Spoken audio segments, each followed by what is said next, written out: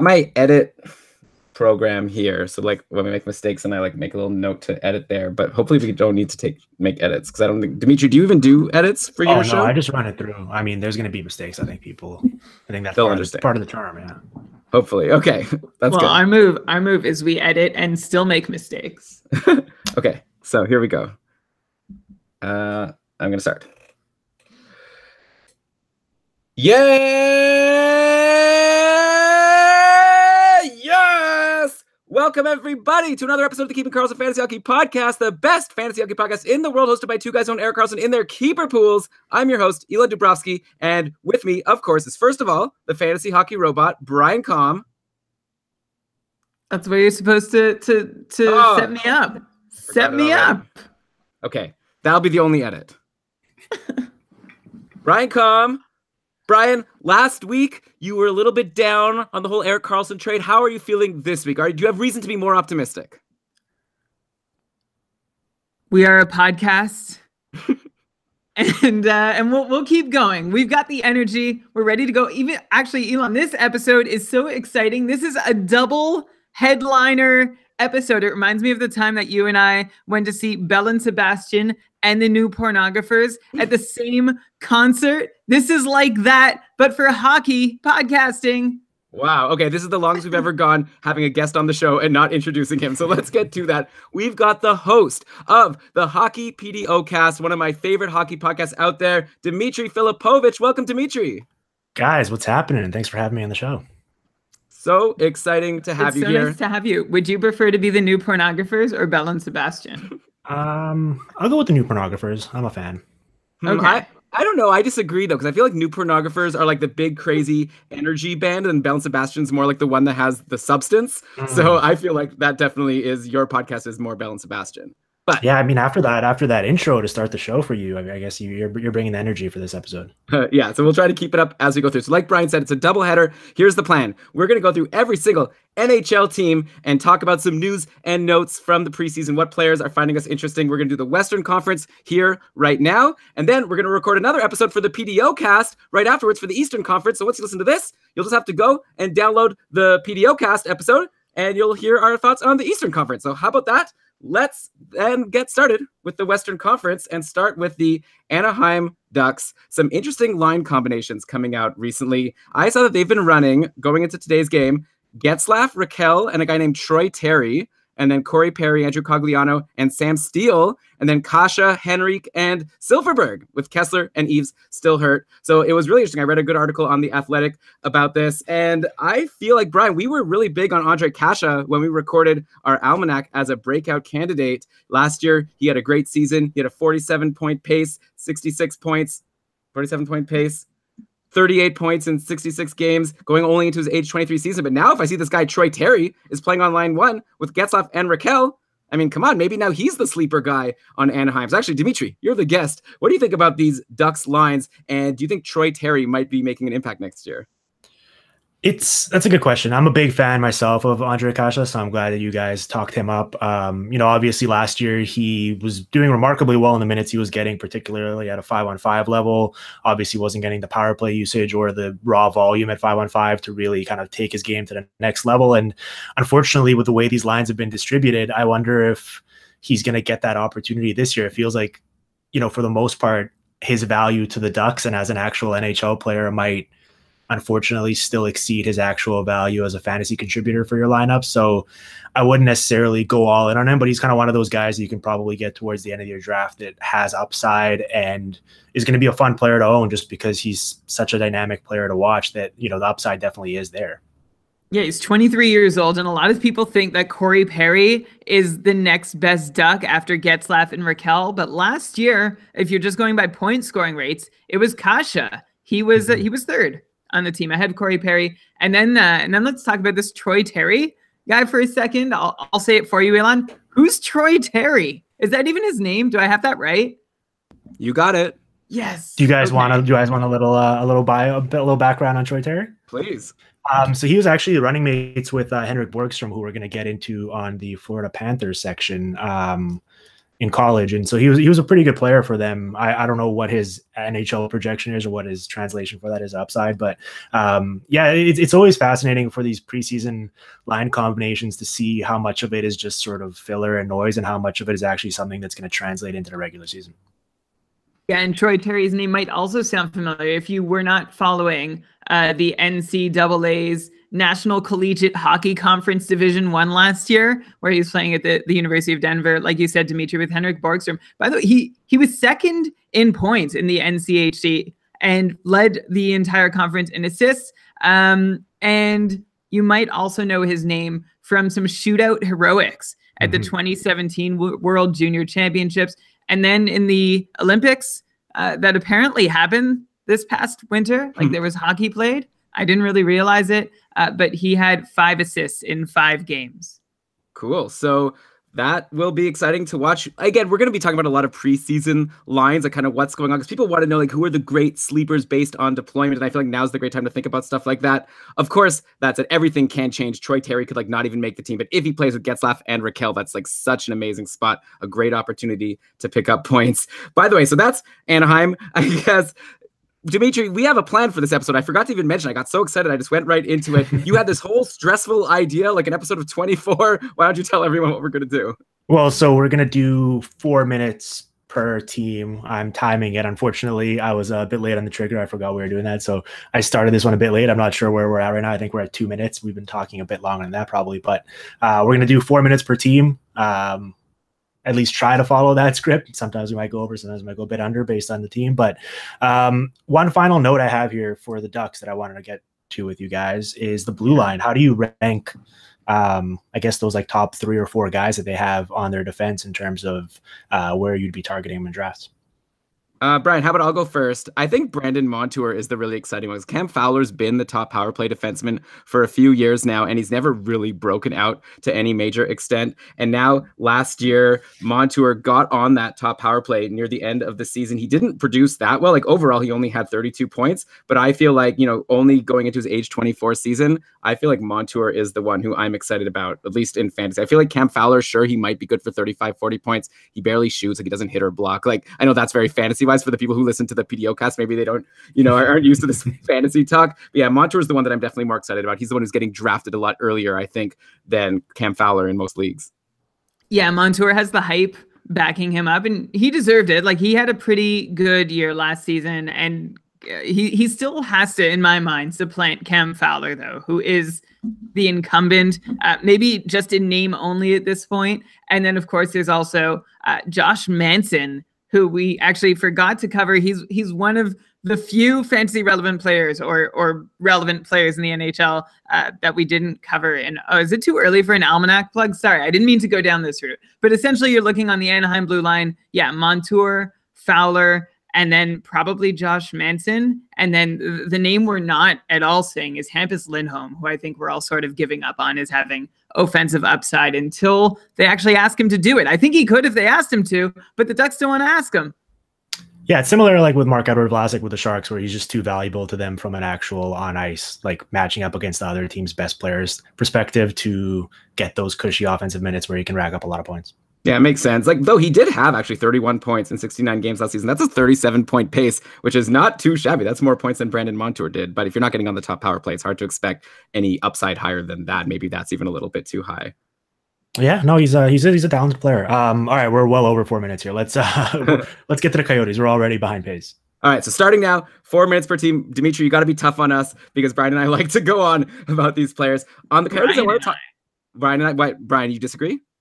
I think it's mostly you. All right, we're cutting into our Coyotes time, Brian, and I want to talk about Richard Panik, who has been playing with Stepan and Hinostroza, and on the top power play, Galchenyuk was playing with Keller and Fisher, but now Galchenyuk is injured, unfortunately. We still don't know the severity yet, and so we may go back to this line that was really great at the end of last season of Panik, Stepan, and Clayton Keller, of course. And obviously, you want to be on the line with Clayton Keller if you want to be the successful line in Arizona. And Richard Panik was very interesting to me at 15 points in 20 games to end the season. And if he's on the top line and the top power play, just like last year, he, to me, seems like a guy who could really sneak in and do well. He did have short spurts of doing well in Chicago, and I'd be very curious to see what he would do with a full season on the Coyotes, especially if he's playing with Clayton Keller and Derek Stepan the whole time. Dimitri, Sorry. No, that's okay. We should clarify. Elon, I think we're always going to go Dimitri. Yeah, let's do first, or do you want to alternate? Let's always do Dimitri first. Okay. Yeah, okay, I'll take this one. Yeah, I think obviously it's not necessarily a surprise to say that Clayton Keller is the guy that's intriguing on that line and that has the most upside. I love what I saw from him last year. Obviously, he had a bit of that lull throughout the midseason, I feel like, where he got off to a really hot start and then he finished the year well. But just his shot generation numbers throughout the season lead you to believe that if he's able to keep that going, and I don't see any reason why he wouldn't, that he's going to be an offensive monster. And I got to say, I didn't expect this section to start with a good conversation about Richard Panik, so I'm pleasantly surprised. Hey, we got to go deep. Everyone knows that Clayton Keller is amazing, but definitely I'm curious to see how high he'll go. Like, I could see 75 points easily for him if he can, do the same thing he did last year, except not have those a couple cold stretches. Like, aside from that, he was getting almost a point per game for good long stretches. But Brian, come on, give everyone your thoughts on Richard Panik. That's what they came for. Yeah, well, we were talking about Richard Panik all the way through the end of last season when he did have those 15 points in 20 games to end the year. And like, these line combos are kind of odd with Galchenyuk, a healthy Galchenyuk playing with Keller and Fisher. And then now it looks like Panik, Stepan, and Keller should be reunited on the top line. I feel like that's what should happen anyway. It would be nice if the Coyotes could roll two sort of even top six lines, but I don't think they quite have the personnel to do it. You have to think they'd be better just loading one up, and then hopefully Panik is somebody who gets to benefit from that sort of thing. Even if he does shuffle around the top six, though, he will get to either play with Derek Stepan or Alex Galchenyuk, which are two capable centers. So it should be a decent situation for him regardless, so long as he can hang in the top six. And I feel like he should. Yeah, though it's a bummer about Galchenyuk's injury. He was looking really good in, I think it was the game or two he got in. And now, we don't know. Apparently we're going to find out later in the week. But I was so excited to make fun of my Habs friends, Hab fan friends, about how Max Domi is suspended and Alex Galchenyuk's doing so well. And now Galchenyuk's injured. It's a bummer. Here's the one question I have for you guys about this lineup that I think could really, depending on how it plays out, either vault them into guys. I feel like they're kind of like that preseason sleeper sexy team that ended the year well in the previous season, and now everyone's talking them up, and whether they can actually achieve that potential is that third line, which looks like it's going to be with Christian Dvorak, Michael Grabner, and Dylan Strome. And I guess Strome is the most interesting name there just because he obviously has the prospect and draft pedigree, but we haven't really seen it from him yet at this level. He's put up great numbers in major junior at the AHL level, but it's only 28 games or so in the NHL, and he's still 21 years old. But I feel like people are already discarding him and writing him off. Do you think that's a mistake, that we're kind of getting too ahead of it and we should give him more time to develop? I mean, he certainly has not been in anyone's good graces over the course of his admittedly young career, right? This is still going to only be his age 21 season. You've got it exactly right, Dimitri. He has 10 points in 28 career games, hasn't really seen a ton of ice, like sort of middle 6 minutes in those games.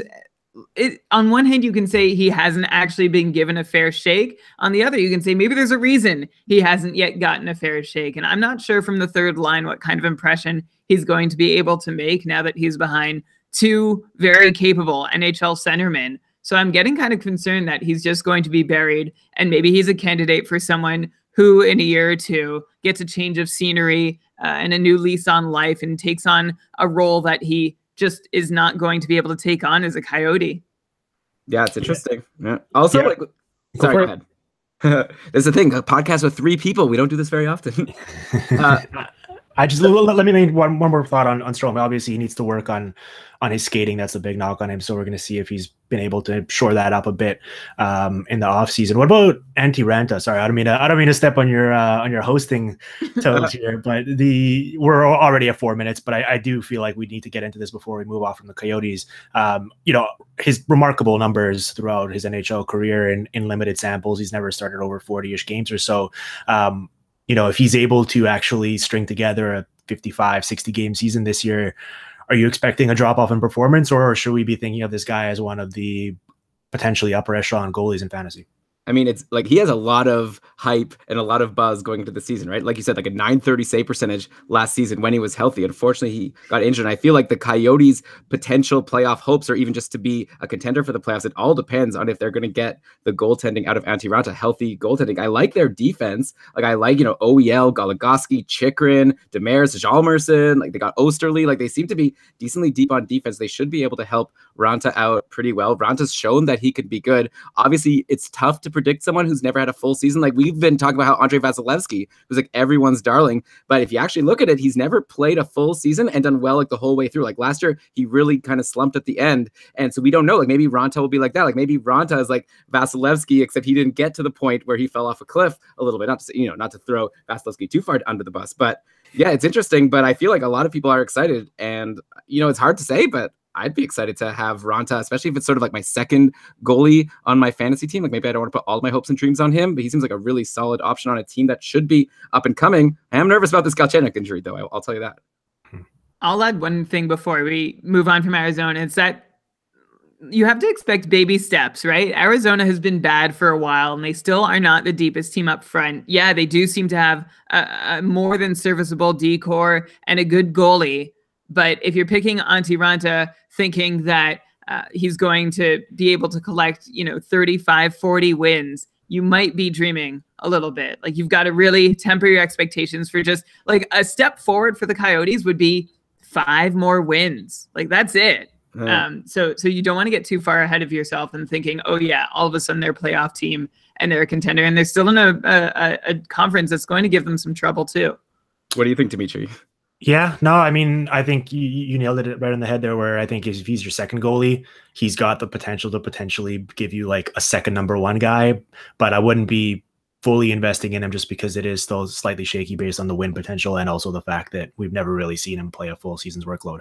All right, let's start our 4 minutes on Calgary starting now.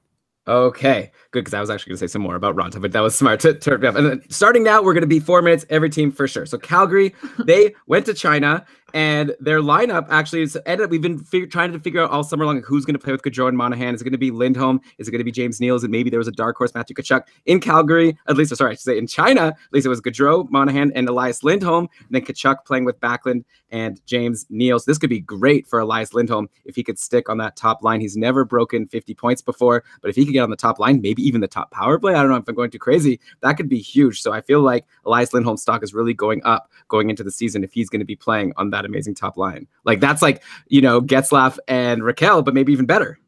No, for sure. I agree with that 100%. I think that the Flames can't really go wrong here with how they distribute that right wing, because I was going to say, I'd love to see a guy like James Neal playing with Gaudreau and Monahan just because he'd be such a nice trigger man for Gaudreau to be getting the puck to. But Matthew Tkachuk is one of the most underrated, gifted playmakers in the league. So I think if you've got Neal with him on that second line, I'm perfectly okay with that. I'm just happy that, and I love Michael Frolik to death as an actual NHL player, but he's kind of shown that he's a bit of a black hole in terms of finishing ability. So the fact that he's not going to be submarining that line with Tkachuk and Backlund at 5-on-5 in terms of actually converting all that possession into goals is a massive step in the right direction, in my opinion. So Dimitri, would you say that even if Elias Lindholm is the one who ends up on that second line, he's still an upgrade offensively over Michael Frolik? Yeah, I'd say so for sure. I mean, obviously with Lindholm, he had that draft pedigree and I think he's a talented player, and it's important to remember that he's still super young, but he hasn't really lived up to that full potential yet from some of those other guys from that draft class. So I think however they distribute those 6 guys in their top 6, I'm perfectly okay with pretty much all of those combinations. So I'm curious to see how it plays out, but I think I'd be investing in all those guys at least a little bit. Yeah, that's fair.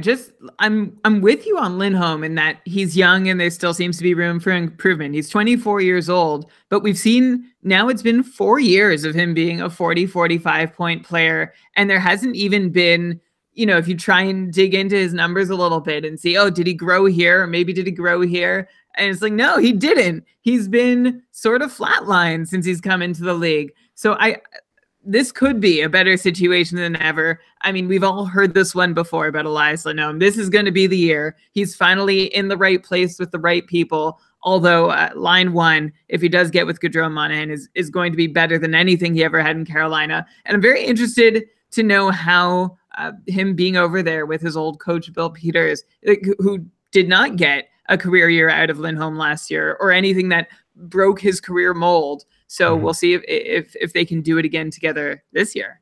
So Brian, when you said he was like not growing here, not growing there, you mean in terms of like his different underlying numbers, like how many shot attempts and all of that kind of thing?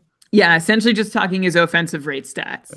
And so, Dimitri, what do you think about James Neal? Like, if he is on the second line, like you say, he's playing with Matthew Tkachuk, who's really great. At the same point, James Neal's like one of the only guys on Vegas last year who didn't like break out and have insane numbers that no one expected. Like, he only had 44 points in 71 games overall, which is surprising considering he was on his second line with like Eric Holla, who was breaking out and had like 55 points, I think a pace of closer to 60. What do you think about James Neal for next year? Do you think he could get back to being like the James Neal that used to be like for sure you were so excited to have him on your fantasy team? Or do you think maybe he's just like a 50-point guy at this point?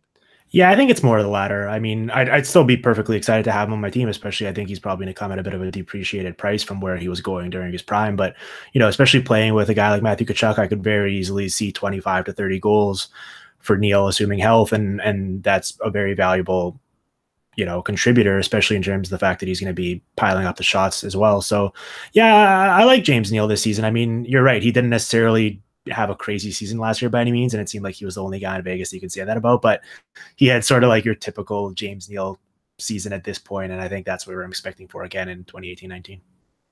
Yeah. Cool. Yeah, I think that's... Oh, no, I don't even need to jump in there. Go ahead, Elon. No, that's good. That's all I have to say. I was about to say, should we move on to the next team? I think we kept it under the 4 minutes this time, didn't we? Well, we're exactly at 4 minutes, but unfortunately, we do have to talk about this blue line for at least a minute. Okay. I'm just curious for your guys' take. So, obviously, a couple of years ago, we saw the great chemistry between TJ Brody and Mark Giordano, and they were putting up great numbers together. And then they split them up when Dougie Hamilton came, and TJ Brody sort of fell off the map. And part of that was due to the fact that he wasn't really playing with great defensive partners. Do you think that it's reasonable to expect that he could have a bounce back season now that he's back playing with Giordano in the top pair? I don't know. I've never been sold on TJ Brody. As those are the famous sirens, the famous PDO. There we go. Sirens. Yeah. I was going to warn you guys that it's going to definitely happen at some point. I love it. Now I really feel like I'm getting the full PDO cast experience. TJ Brody, and I've never bought into him as an offensive player. I think the only years that he has been a quality one, he's been leaning on some friendly percentages and some really over deployment on the power play. And I just don't see that happening this year, especially like it's got to be Giordano who quarterbacks the top unit in my mind. And then next in line, if it's not Giordano, is Noah Hannafin. So perhaps Brody's even strength production bounces back and that makes him somewhat useful in fantasy, but I can't see him getting more than 35 points. Yeah, I feel like he's like more the stay-at-home guy that's helping, though he seems to always get on the top power play. And that's really the interesting thing with Calgary. Like every year, like last year, it was when Tkachuk and Hamilton both got on the top power play at the end of the year. Before that, they were going with Furland and Brody were there. But anyways, once they got Tkachuk and Hamilton there, like both of those guys really started to break out and were producing at a much higher clip than they were before that. So it'll be interesting to see who gets there this year. You'd hope that, you know, it's Matthew Tkachuk there again. And, you know, Mark Giordano, maybe Noah Hannafin gets a shot, and hopefully not TJ Brody because he never seems to get any points there. So it just feels like kind of a wasted spot in terms of, at least in terms of fantasy. You know, it's like, ooh, I got to pick up Brody. He's on the top power play. He never does anything. Yeah, no, it's just a ton of minutes and not much production. All right, let's do Chicago. This time we're actually going to do 4 minutes. I know you've heard us say that a couple times already, but we're going to do it. All right, lead us into it.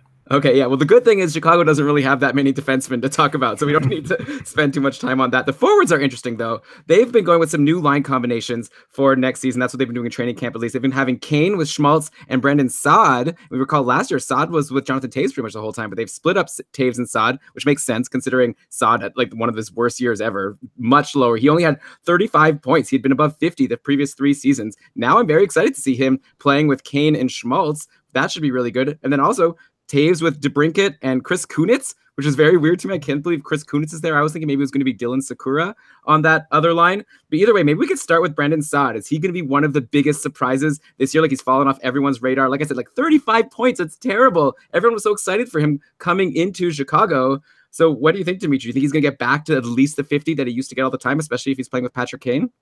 Yeah, I don't see any reason, especially at the point of his career he's at and the consistency he had prior leading up to last season. It seems like this is one of those cases where he's purely a guy who just got completely submarined by the shooting percentages. And based on his career track record, we should expect him to bounce back this year. And I don't mean to oversimplify the analysis, but sometimes it really can be as simple as that. And if he's dropping in drafts because people are scared off by last year's performance, he seems like one of those obvious buy low candidates that if he bounces back to what he was prior to last year, you're going to get great value for him.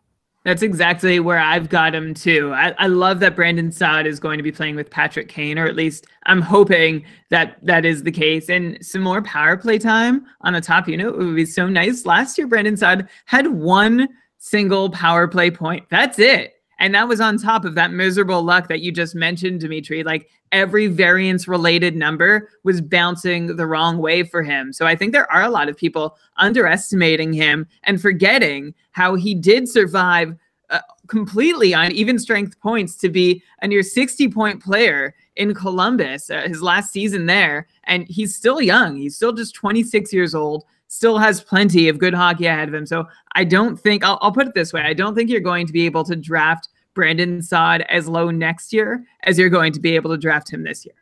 Mm-hmm. Yeah, that's a good way to put it. And I love Alex DeBrincat's upside for next year. Let's not forget about him. Like, I know that maybe it's not great if he's going to be playing with Chris Kunitz, but Jonathan Taves is a very good player still. And DeBrincat, you know, for a rookie to have 52 points, like I know nowadays when you have the Matthews and the Laines and everyone like destroying the league in their rookie seasons, but generally like Alex DeBrincat, 28 goals in 52 points in 82 games as a 20-year-old. Now he's going to be 21. I see a lot of great things for him. I'm still taking DeBrincat over Brandon Saad. Do you guys agree with me on that? Yeah, I think so. But I think he's going to be more expensive as well, right? Yeah, exactly. Okay, and then I guess we have to talk about Corey Crawford. He's still injured. Apparently now the news is that he's not going to be starting the season, most likely. So I guess that means Cam Ward is the guy. Is there any chance that he cannot be terrible? No, we've gone through this dance enough times before. I don't see any reason to expect that he's even going to be league average. So I would stay far, far away. In my show notes, I only wrote puke emoji, like the words. I didn't even put the emoji because I didn't know how in Google Docs. But that's how I feel about Cam Ward's potential first couple weeks of the season on a Chicago team that has so much to figure out. Ugh. Yeah, guys, we've got 30 seconds left. Come on, let's bring this home. Well, hey, we've got the defense, so we can talk about who Cam Ward's going to have out there to support him. He's got Duncan Keith. What about Dylan Sakura? Whatever. He's not even in the top 6. Forget him. Got to talk about okay, Duncan Keith. Great. Maybe he will be. I was going to mention how his situation reminds me of how we always thought Teravainen was just going to be, oh yeah, this is his year. That top line spot is reserved for him. And it just never happened. I wonder if this is a Joel Quenneville thing or just an overhyped Chicago prospect thing. Okay, Brad, that was a good comment. I'm glad that you got that in. And we don't even need to talk about the defense. They're terrible. Yeah. All right. That's exactly 4 minutes. Let's. But Dimitri, quickly, 15 more seconds. Duncan Keith, over under 45 points. I mean, he had like a historically bad shooting percentage last year, right? I think he'll probably score a couple more goals, and he's going to have the opportunity there just because they don't really have anyone to play on the power play there. So I think he could kind of fall his way into a productive offensive season, but yeah, I wouldn't expect him to turn back the clock. I feel like he's kind of on his last legs at this point. So you're taking the over. He's not taking over 45 points, right? If he gets a couple more points, he gets to 35 instead of 32. Yeah, I'd say high 30s, maybe low 40s. I think 45 is a bit too much. Yeah, 35 years old, Brian. Give it up. That's how old I am. And I feel terrible. All right, Colorado. So yes. We could just talk about their top line the whole time. They were so good last year. McKinnon destroyed. He had one of the highest points per game. If he wasn't injured, he would have had, well over 100 points. He would have been competing with McDavid for the Art Ross. He's great. Makes Rantanen great. Landeskog is great. I'm curious to know who is the fourth best forward on Colorado. Like, who's going to be their fourth leading scorer among forwards next year? I've narrowed it down to, I guess, Jost or Alex Kerfoot, which is like quite a drop after that amazing top line. Who do you think it's going to be, Dimitri? Yeah, I'd say Jost, obviously, based on the pedigree and the talent, has the most upside. Kerfoot showed some flashes at the start of last year, but I feel like he kind of is what he is, and he's settled into sort of being, I guess, a guy that you could kind of pick up off waivers and maybe play him while he's hot for a short period of time, but not someone you're going to rely on a full season. So I go Tyson Jost. I'd say, one guy that I'd keep a really close eye on as the year goes along is potentially Vladislav Kamenev. I loved him while he was with the Nashville Predators system, and he was obviously part of that big trade they made last year. And unfortunately, he took a nasty hit early in the year, I believe, and was pretty much out for the rest of the season. But he's got a ton of talent, and especially it looks like they're going to be playing him at the wing to start the year, which I guess could free him up for some better scoring opportunities and maybe less defensive responsibility. So he's someone that I'd kind of stash away for later on in the year. But heading into it, you're right, it's pretty much that top line and then a couple of defensemen, and that's it in terms of fantasy goodness.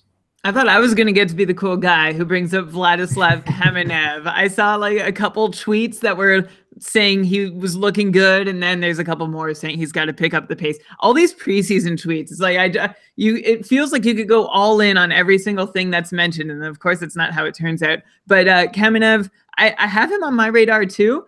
He was one of the assets that came from Nashville in the Matt Duchene trade. And he was Nashville's 2014 second rounder. He's now 22 years old. This is already, though, his fourth pro season, and he has 67 points in his last 87 AHL games over the last 2 years.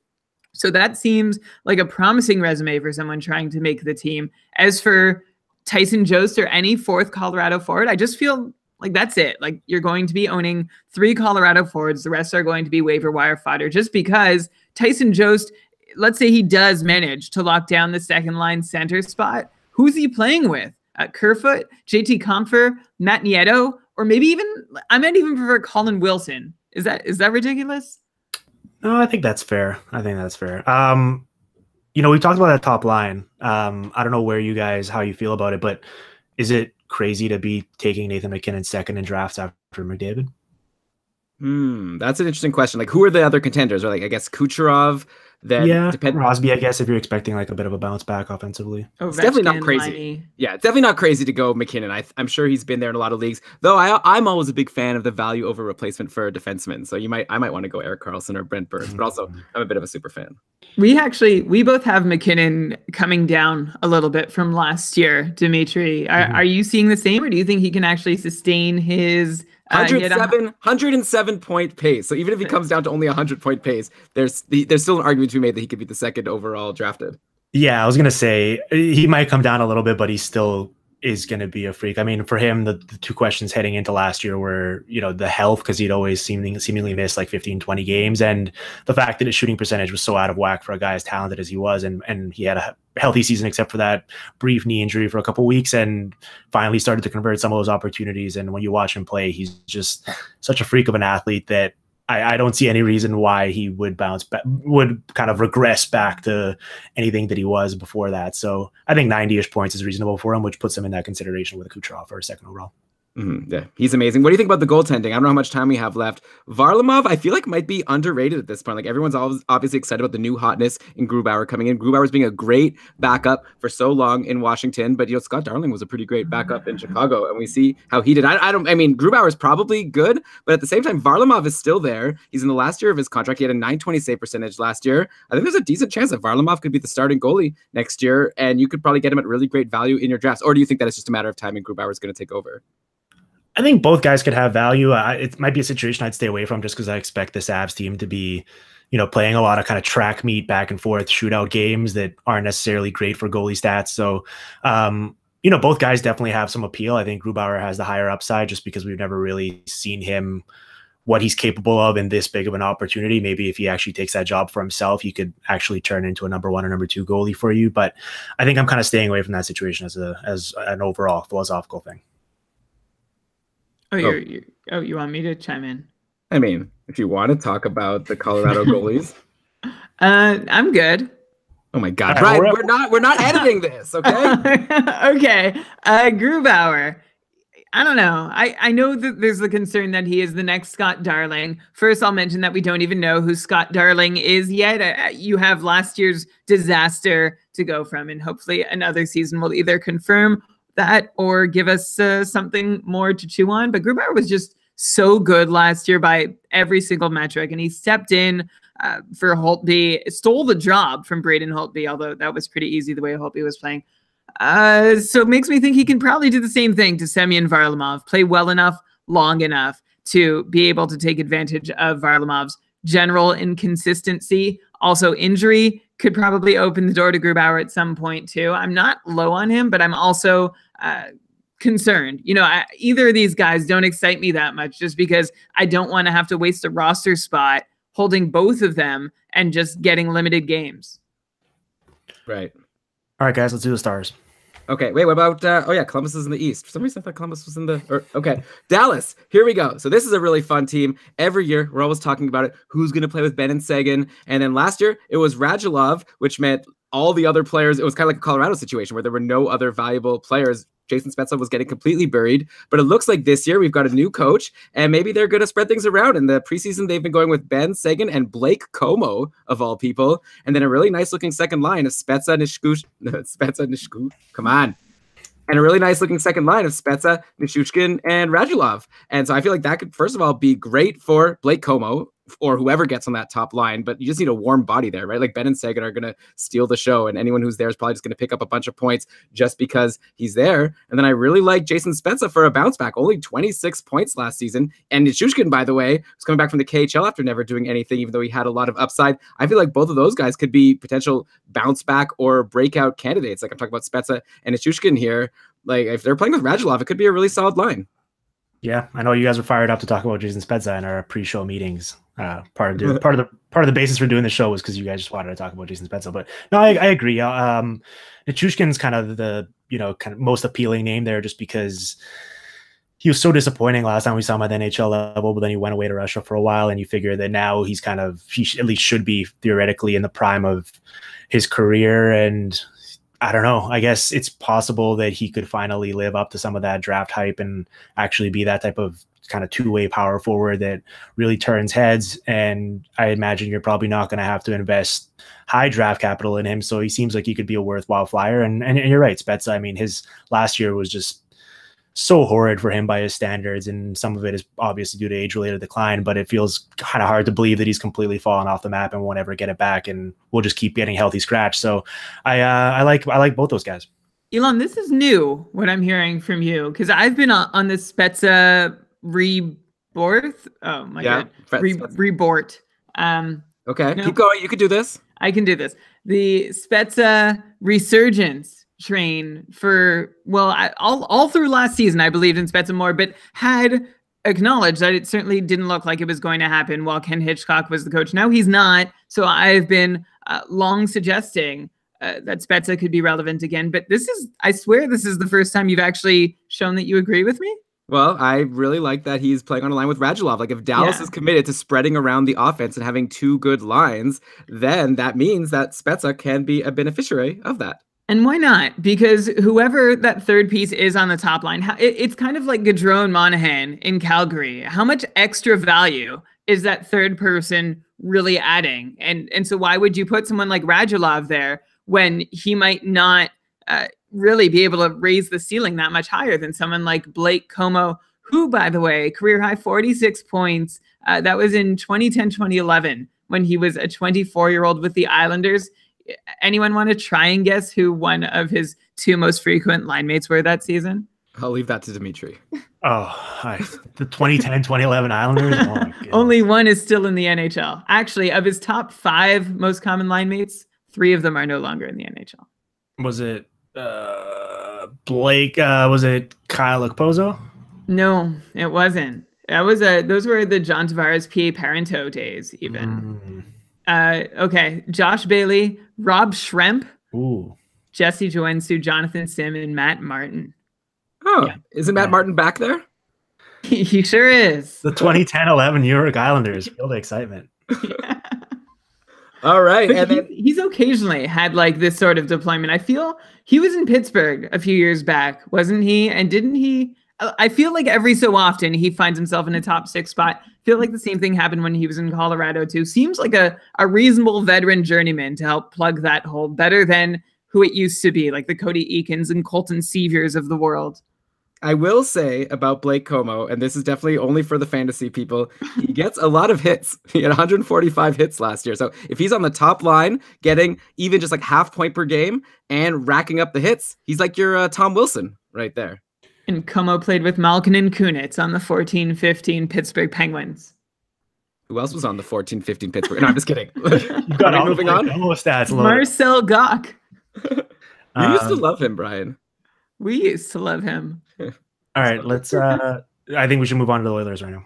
Yeah, I think this is what people want to hear, right? Everyone's getting so excited about this McDavid, Ryan Nugent-Hopkins, and Ty Rattie line. Rattie had 5 points in last Thursday's 7-3 win over Winnipeg, and I'm sure he just got added in every single fantasy league around the world that's already drafted. And at this point, like, why not, right? If you're playing with McDavid and Ryan Nugent-Hopkins, like, first of all, I'm super excited for RNH getting on that top line. If he could play with McDavid all year, and over the summer, I love the quote from McDavid where he said, I want to have some consistency on my line. And I feel like if McDavid wants it, McDavid should get it, which is amazing for Ryan Nugent-Hopkins to go to the wing, play on the top line, top power play with the best player in the league. Then you throw Ty Rattie in there. All of a sudden, Ty Rattie could be like a 50-point guy. Obviously, he has to stay there all season long, and Edmonton is not known for keeping players on the top line for even more than 10 games in a row. But that said, it's very exciting right now. I'm curious to know what you guys both think about this Ty Rattie, Ryan Nugent-Hopkins, and McDavid line, if it's going to last, and what is everyone's upside if they're there. Yeah, I mean, if Rattie's going to last there all year, obviously you need to be grabbing him in your drafts. Connor McDavid's best player in the league by a mile, and anyone that plays with him is going to get a ton of value, if only by osmosis, and just kind of just standing around the net and finishing his tap-ins while everyone else is looking at McDavid. But I'm kind of disappointed just because I understand that maybe spreading the wealth and going with 3 scoring lines is probably the best way for the Oilers to go about it from actually winning games. But I would love to see Jesse Puljujarvi actually get unleashed a little bit and get some top 6 scoring line minutes and not be, they're kind of not really setting him up to succeed by playing him with Ryan Strome and Drake Caggiula right now. So I guess that's kind of, from an upside perspective, that's a bit disappointing for me to see. But obviously Ty Rattie's a big beneficiary, and as long as he's there, he's going to be worth owning and playing every day. It's disappointing for Puljujarvi for sure. I feel like he has something to show. In the meantime, we'll see that Rattie, I don't think he has much to show. I think he's going to be a guy, like you said, who stands around and gets points just by being there. So good for him. Great that he works his way into this situation. But the person playing on the depth chart between Rattie and Puljujarvi is Kailer Yamamoto, who seems to have a chance to play with Draisaitl and show off his speed and skill and be someone who might blow up before Puljujarvi just because of deployment. Like, I don't actually know which one's better. I would love to know how good either one is, but the others just haven't yet showed enough patience with either guy for us to really get a sense of how much they can contribute. Yeah, I guess it depends who gets on that second line. Like, you're going to have Draisaitl, and it seems like Lucic is going to be there. Oh, it's the Sirens again. But yeah, Dre and maybe Lucic. So maybe it makes more sense to just go Yamamoto and Puljujarvi. But if they want to put Lucic there, then there's only room for one other guy. There's also been Tobias Reeder getting a shot on that second line. I'm just going to keep talking through it. It's cool. Yeah, let's do it. Can we call it the hot take Sirens? Okay, yeah. Am I giving a hot take right now? Like, about Yamamoto? It's automatically hot. Someone has deemed it hot. 2 goals for Yamamoto yesterday. 4 overall in the preseason. I know that doesn't mean anything, but just throwing it out there. By the way, also Milan Lucic. Maybe we shouldn't completely forget about him. He's been lining up on the top power play with McDavid and Ryan Nugent-Hopkins, Draisaitl, and Oscar Klefbom. So maybe Lucic could bounce back. Maybe pull what we're saying maybe Spezza could do, get back into some fantasy relevance after totally falling off last year. I can't believe, like, Lucic, what did he have last year? 34 points. What the hell? Yeah. Yeah, no, it's rough. I mean, I don't know if he can reclaim it at this point, but just based on his kind of frame and physical stature and age and all the miles he's accrued in his body. But you're right. I mean, there's very few guys in the league who, especially if you play in a penalty minutes league, who have that combination or at least potential of points and PIMs, so he could help you there. But I think like a guy like Yamamoto or Puljujarvi, as we mentioned, are sort of the interesting names here, just because if they do find their way into that top 6 and on scoring lines, they could really explode and make kind of actually move the needle for your team as opposed to just being a guy. Okay, what do you guys think of this take? I've got my hot take, okay? Ryan Nugent-Hopkins is going to get 70 points next year. He had 17 points in 16 games to end last season when he got on the McDavid line. I feel like he's going to stay there all year. 70 points easy. I like it. Yeah, I like it. I just don't know that the Oilers don't love it. No, I don't love it. Yeah, because I don't know that the Oilers can keep their fingers off the panic button long enough when they see that maybe their third line centered by Ryan Strome isn't quite cutting it, and it's getting filled in. And so, as they always have, they'll ask Ryan Nugent-Hopkins to go in and mop up the mess, taking him off that top line. Yeah, I think honestly, like McDavid's so good at this point that I'm not sure from a value added perspective. Like if you just did have like Drake Kajula and Ty Ratty as his line mates, I think they'd be perfectly fine, and you'd probably be better off actually having Ryan Nugent-Hopkins anchor a third line. But for whatever reason, they seem reluctant to do so, whether it's been Draisaitl or Nugent-Hopkins. He's had at least one of those top running mates on his wing. So I don't think there's any reason to expect that they're going to go away from that moving forward. That would be really bad for Brian and my projection for McDavid that we had in our almanac, where we went definitely the highest projection out there of anyone we've seen, 126 points for Connor McDavid.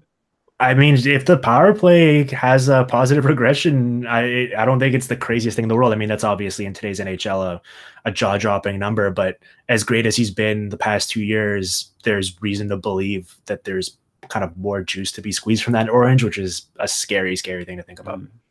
More oil to be fracked from that rig. Nice. Yeah. Okay. Do we have more time for Edmonton? Or no, we're done. We're done. I'm moving on to the Kings.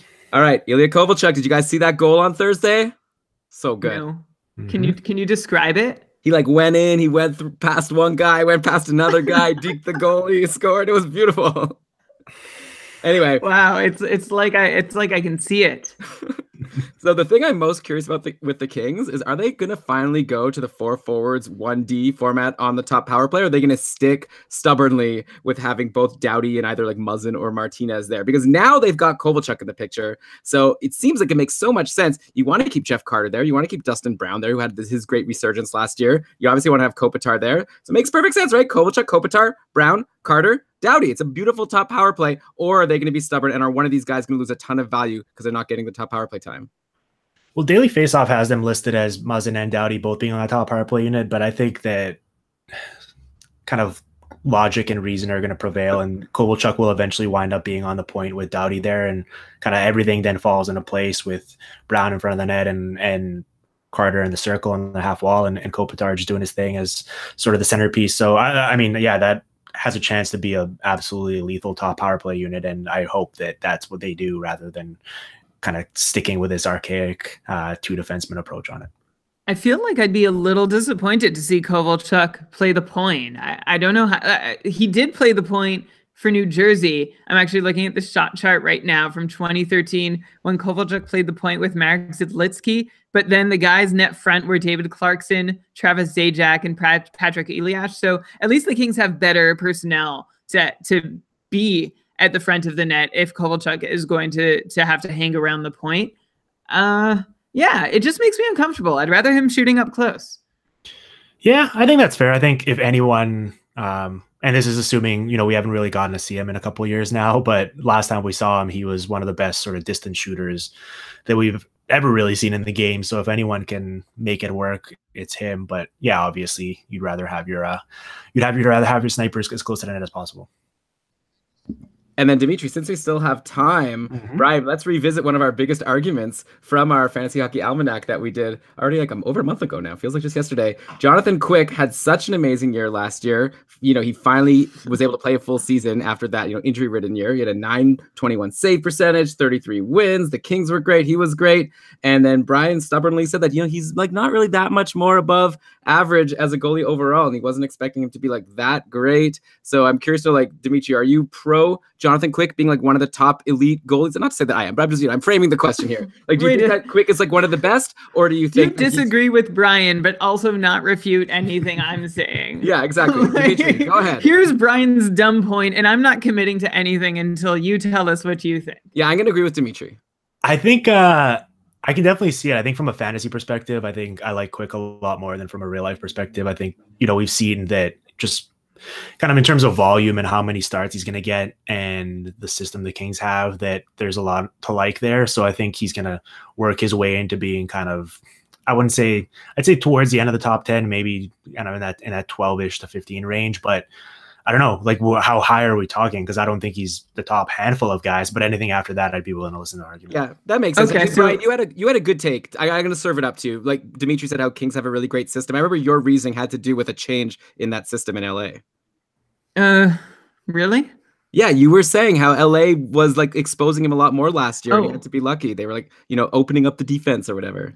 yeah, sorry. I was just like in La La Land because Dimitri totally agreed with me and not you on that. Okay, but let's actually make some good content for the listeners. Say your interesting take about how LA's system has changed. Oh, well, so perhaps, I mean, we heard all about activating the defense at the start of the last season when the Sutter era was over and John Stevens took charge. And what that did to Jonathan Quick was leave him a lot less protected than he had been in previous years. But he posted such an amazing save percentage that then you start wondering, okay, did he thrive on this challenging workload? And I'm not saying, like, I don't actually really buy into that. If he gets the same workload next year, I don't expect him to do quite as well. Last year, to me, seemed like an overachievement for him. I see him in the 9 teens somewhere. Over 920 just seems too rich. That's fair. Yeah. Should we go to Minnesota? Yes, let's do it. All right, so they were rolling with Granlund, Stahl, and Zucker on a line on Saturday. And Zucker is a guy who I think could be a really good sleeper for next year, if like it's not already known that he's good. Like he had 64 points last season. Brian was saying before that he expects him to prove that it wasn't a fluke. And hey, how can you not do it when you're playing with such great players? If he plays with Granlund and Stahl, like they'd usually be on separate lines, but if they all play together and then with Zucker, that could be great for him. So I'm curious to know, what do you think about Jason Zucker for next year? I mean, I've loved him as a player for a long time now. I believe, I don't know, you guys can correct me if I'm wrong, but last year was sort of the first year he actually started producing on the power play, which probably fed into some of that overall point production. And if he's going to keep getting those minutes and not just be purely a 5-on-5 guy like he was in the past, then I see no reason to believe that he won't be at least flirting with, if not smashing past that 60-point pace. Yeah, that is what happened last year. Suddenly, for the first time in his career, well, I'll just rewind a little bit. Because you take away his power play production, and Zucker has 67 even strength primary points, so goals or primary assists over the last 2 seasons, and that ranks him 13th in the entire NHL in that category, even strength primary points. So that puts him in the company of guys like Nathan McKinnon, Henrik Zetterberg, Brad Marchand, Sidney Crosby, Ovechkin, Kuznetsov, Tarasenko, Jeff Skinner, Anders Lee, Eric Stahl. And the difference between Zucker and all those guys is that Zucker was not a power play fixture for so long until this most recent season. He's got his first substantial deployment there, and he responded with 16 power play points. So I expect him to at least hold that deployment on the power play, maybe get more, continue being an even strength stud, and that spells to me a really great season ahead for Jason Zucker. Yeah, this might be, Brian, like what you said about Brandon Saad. Maybe this is your last chance to get Zucker kind of late in a fantasy draft, because people might say, oh, he did it once, but I doubt he could do it again. Who is he? This is Jason Zucker we're talking about. And then if he does it again and gets 65 points, all of a sudden, everyone's going to be onto him for the following season. Then, Dimitri, I'm really curious to get your take on the defense. Matt Dumba had that huge breakout last year, 50 points when it was all said and done. Like, he's getting all the buzz. People kind of forget, though, Jared Spurgeon was on the same pace overall in the year. He had 37 points in 61 games, but he got injured at the end. But that is actually also a 50-point pace. So I feel like Spurgeon is a great dark horse. I feel like everyone's going to be reaching for Dumba. And sure, why not? Dumba's really great. And it seems like Ryan Suter, is going to start to regress. But don't forget about Jared Spurgeon. He's a really good defenseman as well, and also gets a lot of points, also gets a lot of blocks, for whatever that's worth. Yeah, I think all 3 of those guys that you mentioned there are going to have plenty to contribute from a fantasy perspective. I'm curious to see, part of Dumba's success last year was the door was open for him a little bit with Ryan Suter getting injured and some of those minutes opening up, and with Suter's advancing age and that injury and all those other factors to consider. I'm kind of curious if they're going to tone it down with his usage in the regular season at least a little bit, so you're not seeing those crazy 30-minute per night totals for him, and if there's more wealth to be spread around like that, and if they actually keep Dumba up on the top pairing with him, all of a sudden I feel like all 3 of those guys could be really good. Yeah, Dumba had that career high 24 minutes per game last year, 3 minutes more than he'd ever seen before on average. So with Suter back, we'll see how many of those minutes he can hold on to. Considering where they're both at in their respective careers, I feel like it's reasonable to think he can hang on to at least one of those 3 minutes, and maybe even more than that. He also has some positive regression to go with his power play duties. Last year, he had just 2 goals on 45 power play shots. That's somewhere where he could probably do a little better. Cool. Yeah. Yeah, I'm proud of us. We haven't talked about Charlie Coyle as a potential sleeper yet. I feel like for the past 5 years when I've been doing my drafts, so I keep thinking and hearing about how this is going to be the year Charlie Coyle finally puts it together and breaks out, and I'm done with that. We're finally done with Charlie Coyle. He I'm didn't done with even it. did he make the almanac, Elon? Yeah, we talked about him. We both put him down for a 45-point pace. Barely. He was the last forward to make the almanac. I like Zach Parise more. Zach Parise's the new Charlie Coyle. Hot take. Where are the sirens? Well, I mean, Parise had a very productive end to his season, and there's been a lot of buzz in this preseason.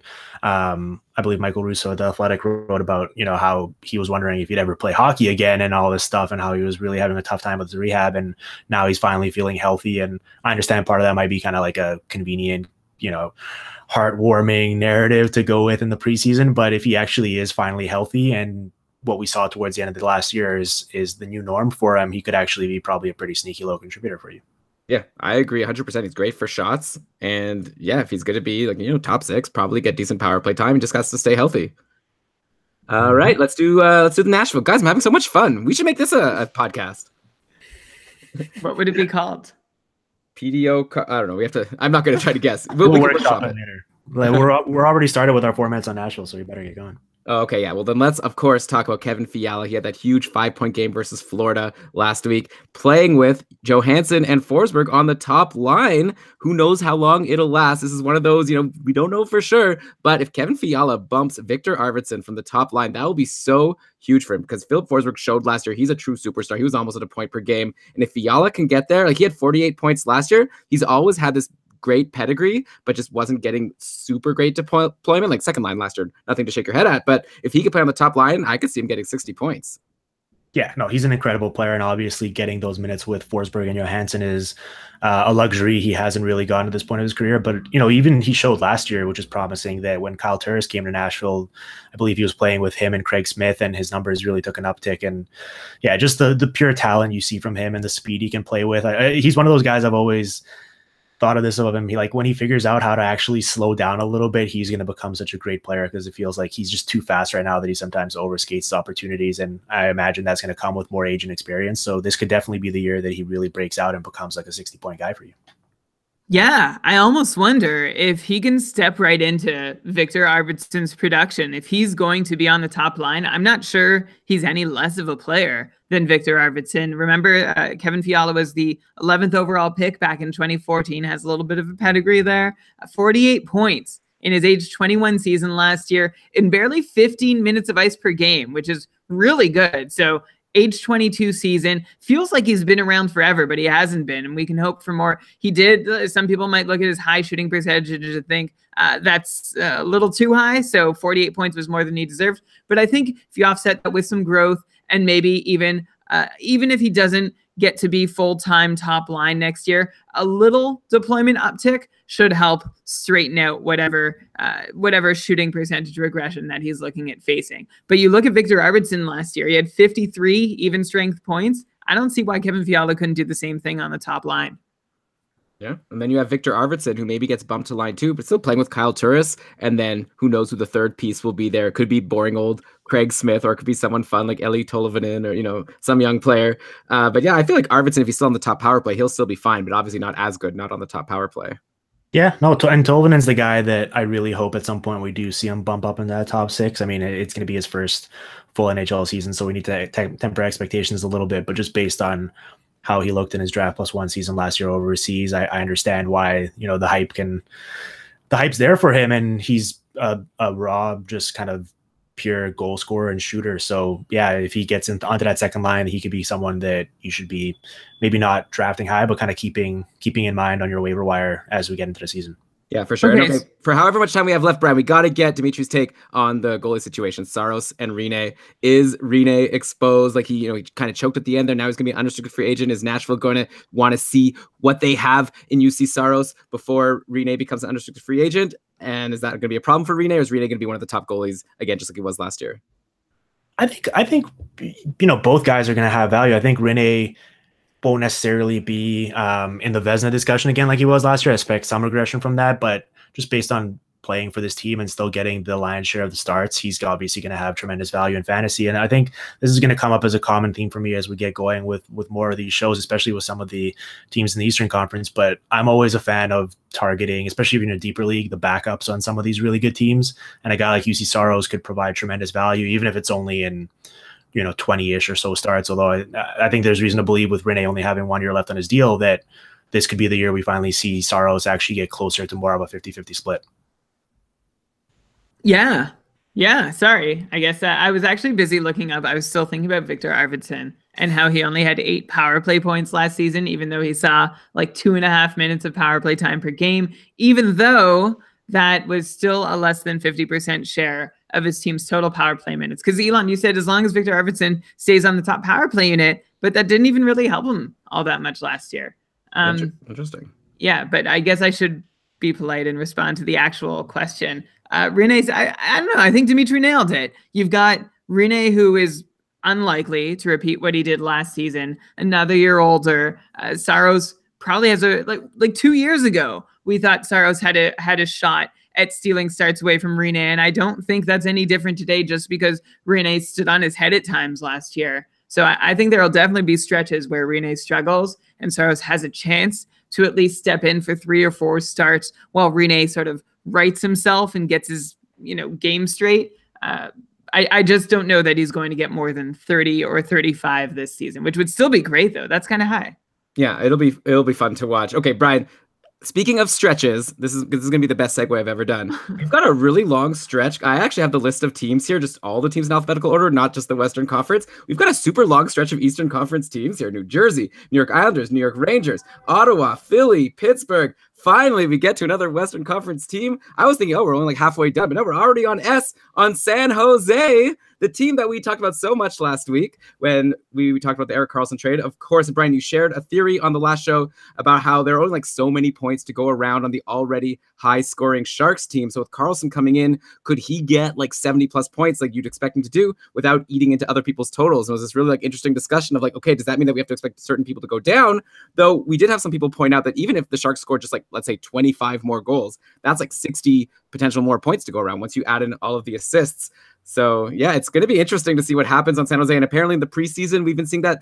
I love this. The Sharks have been playing Burns and Karlsson on both power plays, PP1 and PP2. So they can see heavy usage, both get like 100% of the power play time unless they need to go drink some water or something. And like Brent Burns, by the way, he was a near point per game guy for the final 5 months of the season last year after a slow start. So he had like 67 points overall. And maybe a lot of people might think, okay, well, yeah, he's getting older. I guess it's time for him to decline. But like after a really slow first month, he was on fire for the rest of the year. Clearly one of the best. So I feel like it's very possible that both could get 70-plus points. And the main casualty just becomes someone like Evander Kane or LeBanc or Hertl or whoever was going to get that top power play time before Karlsson came in. Yeah, I guess the thing to watch there is the deployment, because I would have thought that they'd potentially stick with Vlasic and Braun as their shutdown pairing and give them all the tough minutes, and then have 2 other separate pairings with Karlsson and Burns driving them and just kind of unleash those guys to run wild offensively. But for the now, it seems like the plan is to have Karlsson with Vlasic on a defense pairing together. And while those guys are so good that I'm not worried about it, plummeting Karlsson's value by any means.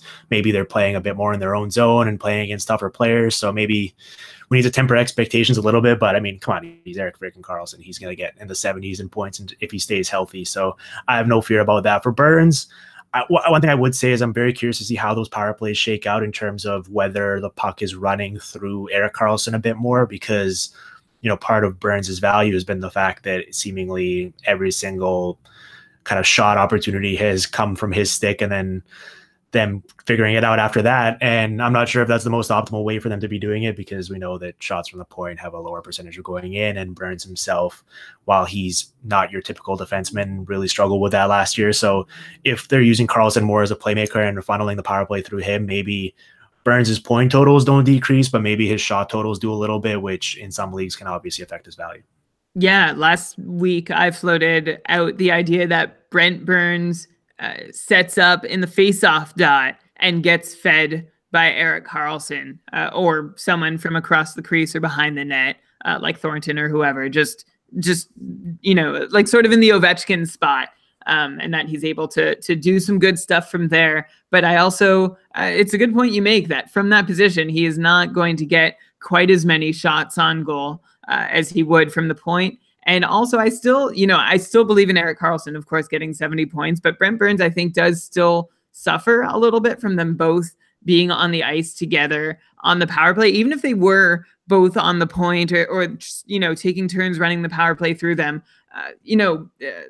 How many points can they really share on the blue line? It's not so often that both defensemen assist on the same goal, so that still limits the two of their potential point totals somewhat. So I have Karlsson still around the low 70s, and I have Brent Burns around the low 60s. Low 60s, damn. No, I'd go high 60s or for Brent Burns. But hey, Brian, that'll be a fun bet. Where did you land, Dimitri, for Burns? Yeah, I'd say in that kind of 65-ish point range. I mean, right in the middle. Yeah, for defensemen, you do have to temper expectations a little bit. But if anyone's gonna just destroy the models and put up an irregular point total, it's gonna be a guy like Burns. Before we move off the Sharks, I got to talk about Timo Meier a little bit. Yeah, he's great. I've been asked a couple times by followers on Twitter sort of who like my favorite breakout guy this year is, and it's obviously a bit of a tricky question because it's all about perspective and sort of what you're defining as a breakout. And we saw flashes of it last year, but he's just his shot generation ability and sort of the natural progression we've seen from him over the past couple of years, and now the fact that it looks like he's going to be a mainstay on that second line with Couture and Hertl, at least to start. I think the world of that guy as a player, and I think that something in the mid to high 20s in terms of goals with a ton of shots is a very realistic possibility, which obviously makes him an incredibly valuable player. Dimitri, am I listening to a rerun of last year's PDO cast going into the season? Yeah, you are actually. I was just replaying it. But we both, I think at that point, you probably thought he was going to get more minutes to be able to do the things he does. Like if you control for minutes and say, okay, forget how often he plays, how does he do with the minutes he has? Timo Meier is pretty much a top 20 guy in the NHL in shots on goal and shot attempts per 60 minutes. So you're just waiting for that moment where a coach puts him over the board several more times or leaves him on for longer shifts each night. And then, I mean, you would hope that the shots keep coming at those rates, and that would make him really stand out. Yeah, I liked my analogy was that Timo Meier last year is maybe like Victor Arvidsson the year before he broke out, because Arvidsson was taking a lot of shots actually, but he just wasn't getting the great deployment. And Timo Meier last year was mostly in the bottom six, but like Dimitri said, if he gets into the top six, that could be a huge improvement. Though of course Arvidsson also got on the top power play. Dimitri, one last quick thing about San Jose, like now that they have Erik Karlsson, how high does that rank them now in terms of cup contention? Like all of a sudden, are they like top 5 team in terms of chances to win the cup? Yeah, I think they have to be. I mean, obviously in the NHL, you never really know. It feels like there's just like a handful of teams that all should have similar odds, but I'd put them right up there with the Tampa Bays of the world in terms of like the 4 to 6 teams that are most likely to be there at the end of the day. How good do you think Martin Jones is? I mean, I think he's going to get a ton of wins. I don't know. Last year was a bit dicey for me. Obviously, there was a lot of Aaron Dell there. I'm not sure how I feel about banking on Martin Jones as my number one guy, but based on the hype around the Sharks team, I feel like you're going to have to pay quite a bit to get him on your team. Who's the last like below average goalie in terms of like regular season save percentage to win the cup? And I guess actually Braden Holtby answers the question right there. But like, who's the last like goalie who wasn't like that great to win the cup? I'm just trying to think. Cam Ward, Antti Niemi on the Blackhawks. Oh, so Cristobal Huet. So we're going back a while. Yeah, there's been some bad ones. Yeah, it was Matt Murray for a couple of years who's good. Corey Crawford for Chicago. Yeah, so it might be tough for Jones, but I guess goalies in the playoffs. Like, you just need to get hot for a little bit, and all of a sudden, there you go. Yeah. Like, Jake Allen had that great run at the start of last time. Oh, what a transition there. Are we going to talk about the Blues next? Of course. Though I wasn't really planning on talking about Jake Allen. He's still injured. Vili Husso has been having a great preseason, apparently, so it'll be interesting to see. Like, maybe Jake Allen's injured to start the year. You've got Chad Johnson, Vili Husso tandem to start the year. I wonder who would get more starts there, and who would, if like Husso can make the team afterwards once Allen is healthy. Do you have a take on that? Yeah, I mean, Husso's obviously the long-term option there. I think if you're like in a keeper league or a dynasty league, he's obviously someone you have to have on your radar. But I think for this season, Chad Johnson's one of my favorite sort of goalies, because I never pay for goalies in my drafts, and I'm going to be targeting Chad Johnson late because I think that even if Jake Allen is healthy, we've seen that the Blues are going to kind of go with more of a split and a hot hand and go for a more 50-50 deployment rather than having one workhorse starter. And if you're getting even 30, 35, potentially 40 starts behind this Blues team that I'm expecting a lot out of this year, I think that there's a lot of reason for optimism for Chad Johnson to put up nice numbers. I mean, we saw what Carter Hutton did behind that team last year, and we've seen, you know, the Brian Elliots of the world and what they've done for these Blues teams, obviously under Ken Hitchcock, so maybe slightly different circumstances. But I think there's a lot of reason to like Chad Johnson as a guy that you don't have to spend a lot on that could wind up giving you really good numbers, even if it's in a limited amount of starts. So this is you saying you like the St. Louis backup, right? It's not you saying that Chad Johnson is a legit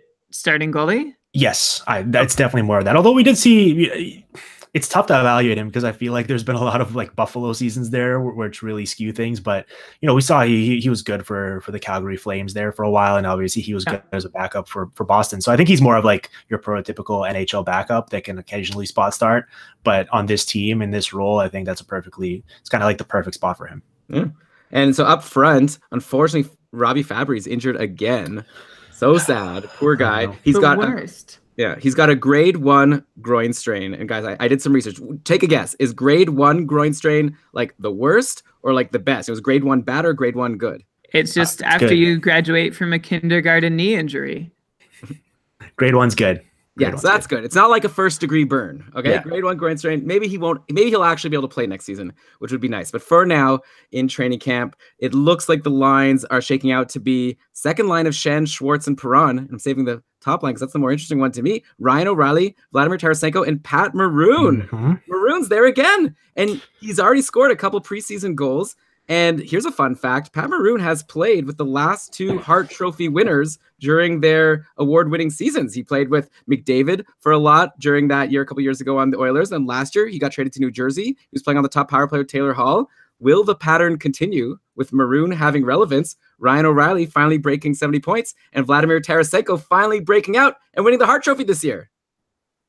I don't know about the last 2, but I love Patrick Maroon this year, assuming he's going to stay in this role. I mean, even dating back to earlier in his career, we saw him playing with Ryan Getzlaf and thriving in those roles as well. So he's kind of like that perfect complementary guy that you slot in with your top players, and he just sort of knows where to be and when to be there and has to stick down on the ice and converts those opportunities. And I think he's going to be great in that role. And it kind of sucks, I guess. I mean, Jaden Schwartz and David Perron are awesome players in their own right, but I feel like Brayden Schenn was one of the most surprising players to me last year from a production perspective because I wasn't expecting anything nearly resembling what he did. And if he's not going to be playing with Vlad Tarasenko in those cushy minutes, maybe he's going to regress a little bit from what he did last season. Sorry, man. Brian, remember, we're not supposed to be editing this show. No, but you're going to just do me that one favor. Which guy did you end on there, Dimitri? Brayden Schenn. Okay, great. I'm glad that you did not take the bait on Tarasenko's Hart Trophy season. Elon thinks that Tarasenko's just bound to break out. And I'm like, no, he's been exactly the same for the last few years. So he's going to do that again. Also, Elon, you mentioned Patrick Maroon. I love that you've made this connection. And I can appreciate your hope that Patrick Maroon really is the difference maker. Remember, he was also doing a pretty good job complimenting Ryan Getzlaf back in his Anaheim days before even moving on to Edmonton and doing it with McDavid. Yeah, so Brian, also Ryan O'Reilly is new. So Tarasenko's got some new blood to play with. For sure.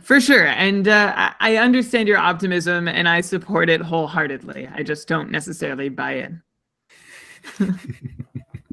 I think, can Tarasenko even break out at this point? I feel like he's already broken out. And as you mentioned, he is who he is. Like if a guy's already scoring 40-ish goals, I feel like expecting anything more from that is kind of crazy, unless I guess you're expecting him to take the mantle from Ovechkin.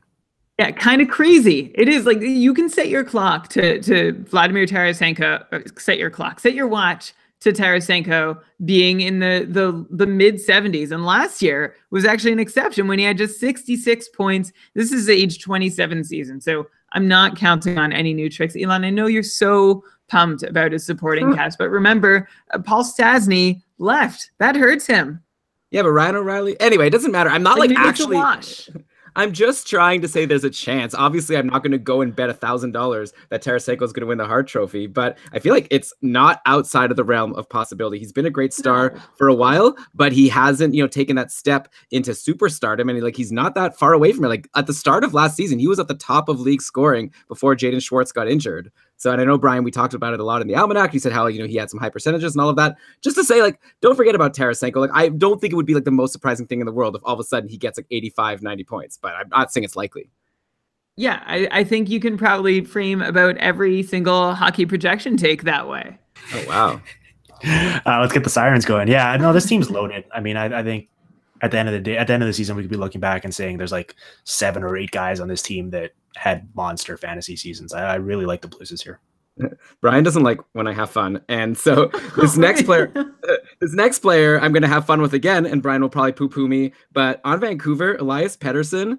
How good is this guy? He's doing so well in the preseason. He's been centering the second line with the likes of Goldobin and Gagne, but still getting points every game. Obviously, top power play, jumped right in there, no question, with a pretty decent group of players to play with, at least on the top power play, like Besser and Horvat, Alex Edler, who is, I think, a little bit underrated. I'm going to call it right now. Elias Pettersson, he is my Calder pick. Brian predicted 40 points for him in the Almanac. I went 50, and at this point, I don't know. I kind of feel like I just want to go higher. I know that the reason, Brian, that you had wasn't because you don't think he's good. You brought up all these amazing connections to him and how he's been the best player from the SHL since Peter Forsberg. But but then you said yeah, he's not going to have good players to play with. But I feel does it even matter? Peter Forsberg, I'm sure could have gotten 55 points even with crappy players. He was so good. And Elias Pettersson, he just seems great. What do you think, Dimitri? Oh, yeah, he's been the preseason breakout gift star. I mean, it seems like every night the Canucks are playing, he's doing something ridiculous, passing it through his legs, no look, breaking ankles, and he's been remarkable to watch, and the Canucks have desperately needed a reason for excitement beyond, I guess, what Brock Besser did last year. But you're right. I mean, I think that he's going to have some struggles at 5-on-5. Once the regular season gets going, it's natural for any young skilled player such as he is. I think that a lot of his production is going to come on the power play, and he seems like a natural fit feeding the puck to Brock Besser, so he could still be tremendously useful from a fantasy perspective even if he does struggle. So yeah, I think whether it's Besser or Pettersson, or I know you guys have talked about Alex Edler and tweeted about him in the past, and he seems like one of those guys that he's just kind of been around for so long, and for whatever reason, maybe it's being on this Canucks team or the fact that he has been around for as long as he has, that he doesn't really excite anyone, but at the end of the day, his counting stats could be good enough to merit legitimate consideration for your lineup. I love Elias Pettersson too. I'm as excited as you are, Dimitri, and Elon, as excited as you are. I want to have fun. I'm a fun guy. Like Kawhi Leonard. Did you see that interview? Yes. Cross-referencing sports. You know, fun people don't tell people that they are fun. They just are fun, and people know it. I broke the first rule of being fun. Shots fired. Yeah, no, I am willing to move my projection higher for Elias Pettersson. Elon, I think I'm the one who got you excited when I told you that Peter Forsberg was the record, owns the record that Pettersson broke in the Swedish Men's League as a 19-year-old. And as you both have said, the substance that we've seen in preseason has matched the hype, and it's a small sample, but it looks pretty assuring. There's not a whole lot of doubt in my mind as to whether Elias Pettersson is a talented hockey player. The question is the guys around him, and if he does even get to play with Brock Besser outside of the power play, but we'll worry about that when we get there. For now, I'm happy. Elon, I'm joining you on the Elias Pettersson for Calder train. I don't even know, who else? Middlestat. There's some guys. But, we can't waste too much time. We don't have that much Vancouver time left. And I do want to touch on Alex Edler. Dimitri brought him up. Svechnikov. Yeah, for sure. Zadina, I guess. Edler started slow last season, ended with 25 points in his final 41 games. That's a 50-point pace for the second half of the season. And that's really good. And also, fantasy purposes, he gives you tons of shots, hits, blocks. He gets power play points. He's got the potential to be a true multi-category stud in your fantasy league if he can stay healthy. I could see 45 points, 20 power play points, 200 plus blocks, 150 plus hits, whatever. But of course, that if he can stay healthy, that's the big if. He hasn't played more than 74 games since 2011, 2012. He very likely to miss time this year, just like he does every year. Yeah, and when he's healthy, he's, as you mentioned, he's going to give you a little bit of everything. And just you look at the rest of that blue line, he's going to be on that top power play unit, and they're going to give him they're going to give him run in every single situation, regardless of what's going on in the game or what So I think that he's definitely known when you draft him, no one's going to get excited about it. But at the end of the day, he could provide tremendous value for you. Yeah, those are the fun guys who you pick really late, or you even just pick them off the waiver wire. It's sort of like Eric Johnson was in the last couple of years, although I'm not sure he can be again this year. The one really nice thing about Alex Edler is that he actually reinvigorated his even strength shot rates last season. At age 31, he brought them back up after a couple down years. The offside of that, or the downside of that, is that he's not quarterbacking the greatest top power play unit in the league, but he still is quarterbacking a power play unit. So absolutely available for great value in a lot of leagues. I feel like a lot of people who are showing us their teams after they draft and have these defensive deficiencies, it's like, is Alex Edler available? Yeah, make a swap. And Brian, you can't poo-poo that top power play if Elias Pettersson is there. He's so good. He's just going to pass so Pettersson. You're right. And Brock Besser. Proof. Yeah, and Brock Besser. Yeah. All right, let's do the Golden Knights. Okay, so we've spent like too many shows breaking down the top line. Like, I know, Dimitri, it'd be fun to get your take on what to make of William Karlsson's high shooting percentage, but honestly, I just can't talk about him anymore. I'm tired. I want to talk about the second line, actually. Yeah, that's what I want. Interesting. Exactly. Let's talk about that. So we assumed it was going to be Stastny, Pacioretty, and I was thinking the big person who was going to get hurt from Stastny coming in was Eric Haula, who would go down and center the third line, but he's actually been playing on the second line with Stastny, Pacioretty in the preseason, and he's been doing pretty well. And if he sticks there, maybe he can actually repeat his big 55-point breakout from last season, though apparently Alex Tuch is going to be getting the chance to play on that second line tonight, so I guess that job's very much up for grabs. Do you have a take on who you think is going to get it? I'd hope that at the end of the day, Tuch will get it. I think he has the higher upside. I think we saw last year during the postseason what he's capable of as sort of your prototypical power forward, and I'd love to see what he could do playing with those two guys. I'm all in on Max Pacioretty this year. I think he's going to have a monster season. I think he's going to firmly get back into that 30-plus goal club. It's a great fit, assuming Paul Stastny can stay in the lineup and keep some semblance of health this season, just in terms of him being a playmaker and Pacioretty being a finisher. And last year he shot like 8 something percent, which was way down from his career norm, even though he has been a volume shooter for all these years. So put all those things together, and then the sort of off-ice psychological components of being freed up from a terrible situation in Montreal and now having a long-term contract and not having to worry about any of that stuff. I think that Pacioretty is one of those guys. I'm not sure how excited people are about him heading into draft, but I think he's going to have a monster throwback season. Yeah. Elon told me last episode, I always answer with yeah, but I'm just so much in agreement. I'm very excited about Max Pacioretty's year coming up. You summarized all the reasons why we can expect sort of a rebirth of Pacioretty and some really great goal scoring numbers this season. I love Paul Stastny as a playmaking center and also a defensively responsible one too, who's going to help move the puck up.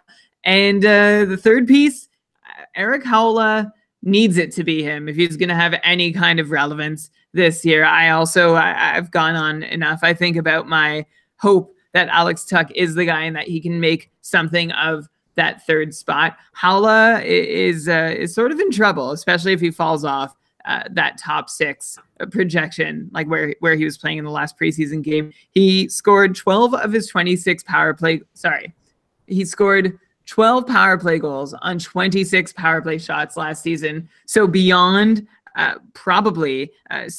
definitely seeing a decent chunk of regression there. He's also lost, I don't know, just nothing looks rosy for Eric Haula next year. This is his only semblance of hope of being fantasy relevant. Even if he starts the year in that second line right wing spot, I still think it's going to be Alex Tuch before long. The other guy who I haven't even mentioned yet is Tomáš Nosek, who played a preseason game there, but I don't know. He doesn't seem to be the type to fit in there. Yeah, don't worry about him. And Brian, I think you're way down on Haula. The fact that he's been playing well on the second line, I feel like you're saying, oh, like nothing's rosy for him. The thing that's rosy for him is he might start the year playing with Stastny and Pacioretty, and he might totally like break out. Like whatever, Alex Tuch, maybe he has some upside, but at the end of the day, he's Alex Tuch. Come on, like Eric Haula had 55 points last year, and if he's going to play on this amazing line, all of a sudden, I think Eric Haula could be a great sleeper. Like, I think a lot of people are thinking there's no way he'll repeat, and I feel like that would be a great reason to expect him to repeat, getting 55 points again.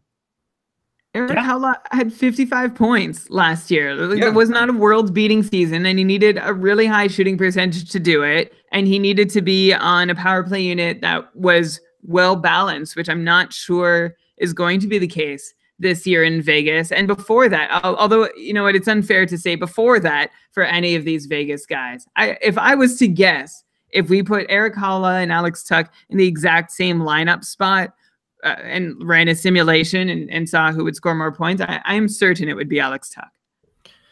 He's definitely the upside play. I think if you, depending on where you're at with your lineup construction and where you're at in the draft, I could see an argument for either guy. Before we move off of Vegas, I did want to talk about the blue line a little bit.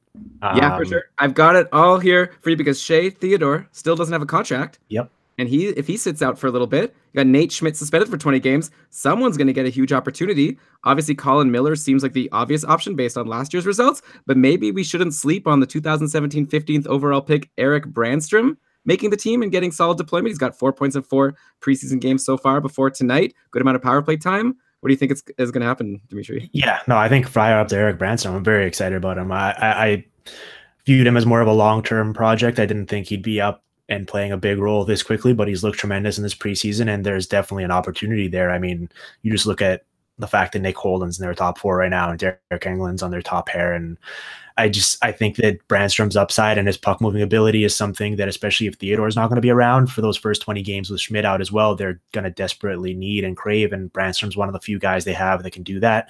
And even if he starts the season on the third pairing and maybe with minimal usage, it's one of those things where if he keeps turning heads and keeps, impressing people with his play, he could very quickly move up depth chart. And then all of a sudden you're talking about a really viable fantasy contributor.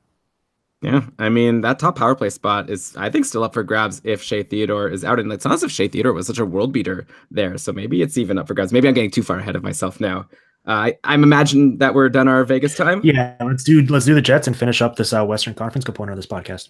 All right, well, I'm going to make this one easy. Let's talk about Patrick Laine. Like, how can we not? How good is Patrick Laine? He had 44 goals and 70 points last season as a 19-year-old. Now he goes into his age 20 season, already his 3rd season at such a young age. Is he going to hit 50 goals, 80 points?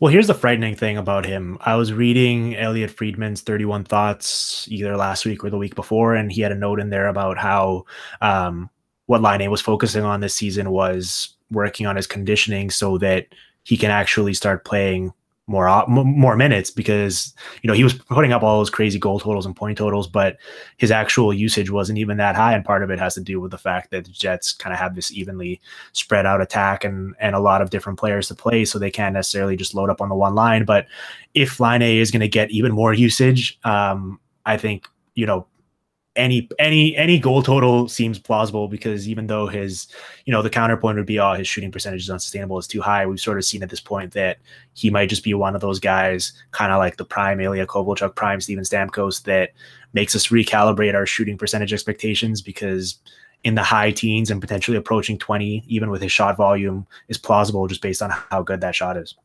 That's exactly where I'm at. It's shocking to know that Patrick Laine has done what he's done, seeing just 16 and a half minutes a night. So you can just expect that he's going to get a bump in deployment, and that would be enough for him to have a career year, let alone the possibility that he actually improves his efficiency in getting shots on net and putting shot attempts towards the net. He has 80 goals over his first 2 NHL seasons. And what's amazing about that is there are only 2 players who have done that in their first 2 seasons since 2005, 2006, Malkin and Ovechkin. But Malkin had 500 more minutes of time on ice in those first 2 years, and Ovechkin had 1,000 more minutes of time on ice than Patrick Laine has. And that just really emphasizes how Patrick Laine is doing this all with second line minutes, which is just terrifying. Yeah, so Dimitri, you asked earlier on, like, is Nate McKinnon potentially the guy that you want to take second overall in a fantasy league? Maybe, is it even crazier to ask, is Patrick Laine the guy you want to take second overall, especially if it's like a keeper league where you're wanting to keep these guys long term? Yeah, no, I think he's definitely like in consideration there. I mean, I didn't even consider him, to be honest, when I was thinking of those guys for second overall. But when you unpack it a little bit further and you think about, the room for growth and the fact that he still hasn't gotten the peak usage we're expecting him to get in the years to come, his ceiling is as high as anyone's, really. All right, and with that, we've made it through the entire Western Conference. Thanks so much for coming on the show, Dimitri. This felt like so natural, as if we've been doing this our whole lives. Yeah, no, it did. would you guys like to return the favor, I guess, immediately and come on my show to do the Eastern Conference part? Let us do it. So, for anyone listening, if you want to listen to the next part, the Eastern Conference part, you could go and subscribe to the PDO cast. You should already be subscribed to it. You might already have this episode in your feed. You could also go to keepingkarlsson.com/PDO. I'll make sure to have that set up before this episode goes live, and that will redirect you to the episode, to the PDO cast feed. It's obviously an amazing podcast. Dimitri is fantastic. He gets really cool guests all the time, and he's about to have a really cool guest coming up in us. So Brian Kong. Yeah. So thanks everyone for listening. Maybe I'll just say a couple super quick things. We did no advertisements today for you guys. Just wanted to give you all the goodness, but we've got keepingkarlsson.com/patron. If you want to support the show to start the year, you get a bunch of great perks. So check that out. That's all I'm going to bug you with. keepingkarlsson.com/almanac. Also, if you want to get our 32 chapter full, like much more in-depth recap of the entire league and what we think of people's fantasy values. But that's it. Thanks everyone. Brian, anything you want to say before we switch over to the PDO cast?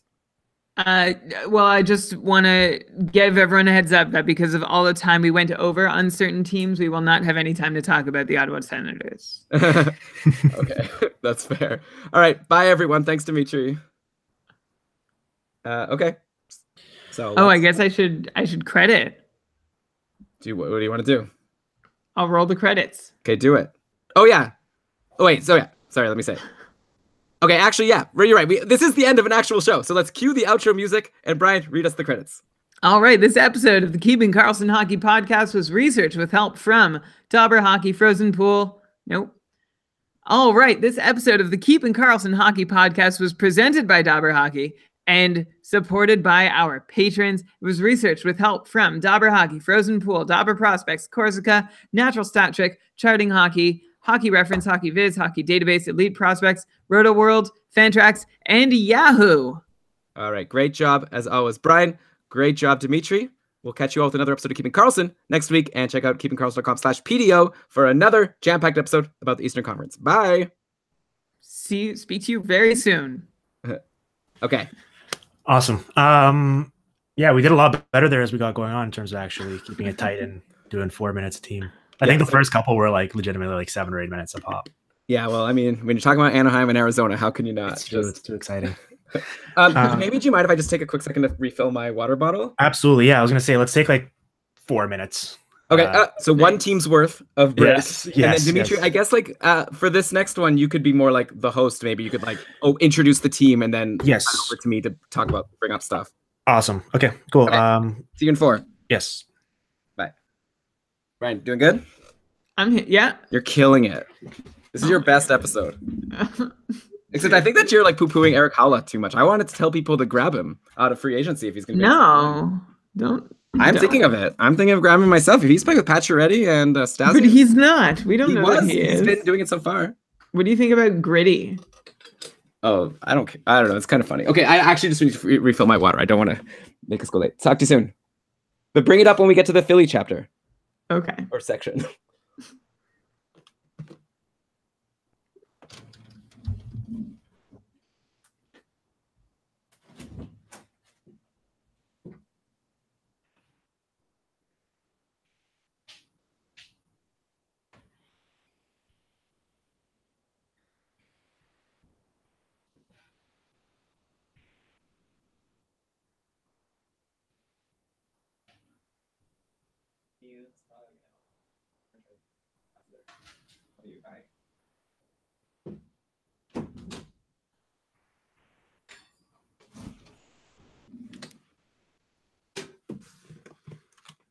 Oh shit.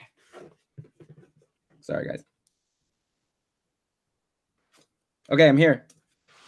Anyone else here? No. Oh, okay. Well, I'm here. Whenever you're ready. Whenever you need me, I'll be there. Okay.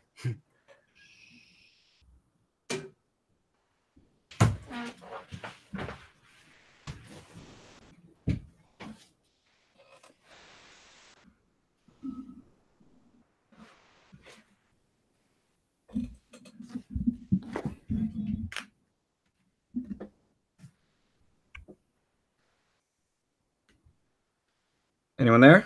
Yeah, I'm back. All right. I'm glad now I don't have to be responsible for if Brian doesn't come in. I'll do a couple of edits on our version, but I'll leave Oh, it. don't worry. I think it went well. Yeah, no, I think it was great. I think this is gonna be like one of our best episodes. Like, yeah, I had a blast. It was especially when we got going. It was a lot of fun. Yeah, I think people are gonna like it. I was a little nervous. I gotta admit that 4-minute thing got in my head, but it wasn't that bad at all. Oh no, it's fine. Yeah, especially when you get a feel for it. Okay, cool. Yeah, so I think honestly, let's not mess with it too much. Let's just kind of keep the same vibe going for the show. You're right. I'll take a bit more of a handle on the hosting things. Just in terms of introducing the teams and stuff like that. But I think everything was really cool. Great. Yeah, I'm ready. I got pretty much the same types of stuff to bring up. I tried to like do a mix of sort of like, talking about superstar players and talking about sort of up and coming guys. I'm going to definitely bring up Jake DeBrusk to start Boston. Okay. So how do you want me to introduce you guys? Do you want me to do full name? Do you want me to do just first names in the podcast or? Oh man, I've never thought about it before. I don't know. I don't really care. You could just do our first names, Elon and Brian from Keeping Karlsson. And then cool. Yeah. I don't really know what links to I mean, if you it's okay. I don't know. Maybe like at the end of the show, if you could just sort of, I should have done this for you actually. Like maybe if you want to just ask us if we have anything to plug, we have this like almanac that we made. Yeah, for sure. No, we'll get into that 100%, and where people can find you guys on Twitter and iTunes and all that stuff. Don't worry about it. Awesome. Oh, I should have done that. I didn't ask you about iTunes. I said. Oh, don't sweat it. I think people know. People know. It's like, where do you check out podcasts? Probably on iTunes. So yeah, that's true. Hi. Yeah, Elon, you did not plug PDOcast well enough. I think I don't know. You're right. Don't sweat it. Don't sweat it. You did a great job. Okay, so let's get right into this. Are you guys ready? Yeah, I'm just making a reminder for myself to make that hyperlink. Make PDOcast hyperlink. Or not hyperlink, what do you call it? Forward, whatever. Okay. Do you guys want to decide so you're not stepping on each other's toes, which one of you guys wants to generally go first? Like I'll intro the teams and then. Yeah, how about you intro the team, then I'll go and do my same things I did last time, and then maybe Brian could respond first this time instead of you responding first. Then you could respond to Brian. Perfect. That work for you, Brian? So I will. Yeah. And you're recording this, right? Or you're gonna? Yeah, everything's been recorded this whole time. Okay, awesome. And then you can send me my portion of it. Yeah. Well, yeah, I'll send it. Cool. Okay, I'll do the quick intro then here for a second and kind of tee it up, and then we'll get right into Boston. Okay. Sounds good. Cool. Welcome to the Hockey PDOcast. My name is Dmitry Filipovich, and joining me, I think I've only done it once before. I had Todd Warner and Jeff Merrick on. I think it's the only other time I've really had two guests on at once, but I had to have the Keeping Karlsson boys on to do this two-part crossover fantasy extravaganza. So joining me today on today's show are Elon and Brian from Keeping Karlsson. What's going on, guys? Hey, Dimitri, how's it going? Happy to be here. We just recorded an episode of Keeping Karlsson about the Western Conference. I'm excited to talk about the East. And you definitely saved a friendship by not picking only one of us to be a guest on your show. We appreciate you making a rare exception.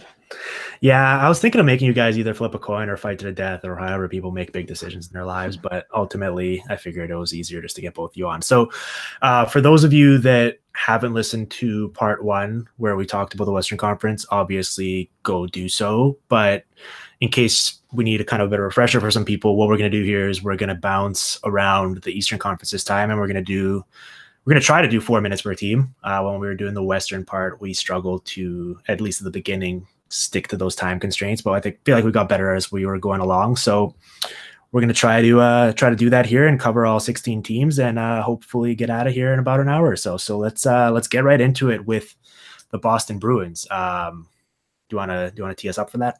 Sure. Yeah. I mean, Dimitri, it makes sense, right? When you're talking about Anaheim and Arizona, you're going to go 7-8 minutes. Like, yes. Obviously we could roll through teams like Winnipeg. They're boring. But yeah, Boston, the player I wanted to bring up here is Jake DeBrusk. He had a 2-goal game versus Calgary in China, 50-point pace last season, kind of under the radar. He had 43 points in 70 games. He could see top power play time this year. Like Spooner's gone. He was always there. Rick Nash came in and took that top power play spot, but he's gone. I feel like it's either DeBrusk or Donato who's going to play with those three amazing forwards in Bergeron, Pasternak, and brain fart, Bergeron, Pasternak, and Marchand, of course. Oh no, we recorded a whole other show. People don't know this. They think I'm just coming in already cold. But anyways, yeah, that top power play could be a great spot for DeBrusk. And either way, he'll probably play on the second line with Krejci. So I don't know. I feel like he has a lot of upside for next year. Yeah, he definitely does. Jake DeBrusk, I heard that his jerseys were just flying off the shelves in China after that 2-goal performance. Everyone in China wearing a Bruins jersey has DeBrusk on the back. He also managed 2 shots per game as a rookie, which is like impressive. A lot of people think that's ho-hum. Maybe for an established scoring NHLer it is, but for someone like Jake DeBrusk just making his way into the league and not getting the greatest deployment, that's pretty good. It's pretty promising. And he definitely, like, there were a lot of names after the top 3 in Boston last year. There's a lot of middle 6 guys all jogging for position, and DeBrusk was the guy who consistently stood out amongst them. The other name was Ryan Donato, but he played so few games and then got benched a few times in the playoffs. So it was really hard to gauge exactly where he lands. But DeBrusk Donato is an interesting sort of push and pull going into next year as to which guy is going to be the most exciting sophomore. Yeah, I mean, obviously we saw last postseason, especially in that series against the Leafs, that Jake DeBrusk really kind of came into his own and was showing flashes of being an impact player. With Donato, very small NHL sample size, but just the fact that across multiple levels last year, he was able to produce pretty much wherever he played. And even in limited usage with the Bruins, he was generating a ton of shots. So that inspires confidence. And you're right, like for this team that generally has Stanley Cup aspirations, they're going to need more than just the one line. And whether it's DeBrusk, Donato, or even a Danton Heinen who showed flashes last year, or you go on down the line with Jakob Forsbacka Karlsson or Anders Bjork, like there's a bunch of young guys here with a lot of opportunity for growth and prime scoring minutes. And it'll be fascinating to see who takes it. I think here's the interesting thing for me. Do you think we see all year that they're going to stick with that kind of tried and true Bergeron, Marchand, Pasternak line up top, or do you think they're going to go with a bit more of a balanced approach? Because, you know, we were talking about the Stars on your guys' podcast, and in that case, we were saying it doesn't really make sense to have Radulov up on that top line. Maybe you're better off having someone else there and going with 2 scoring lines. But in this case, with the Bruins, like those 3 guys have been so dominant together that maybe it's just one of those things where you just don't mess with the thing that's going so well, and you just do keep them together and hope that the second line can somehow take shape without them.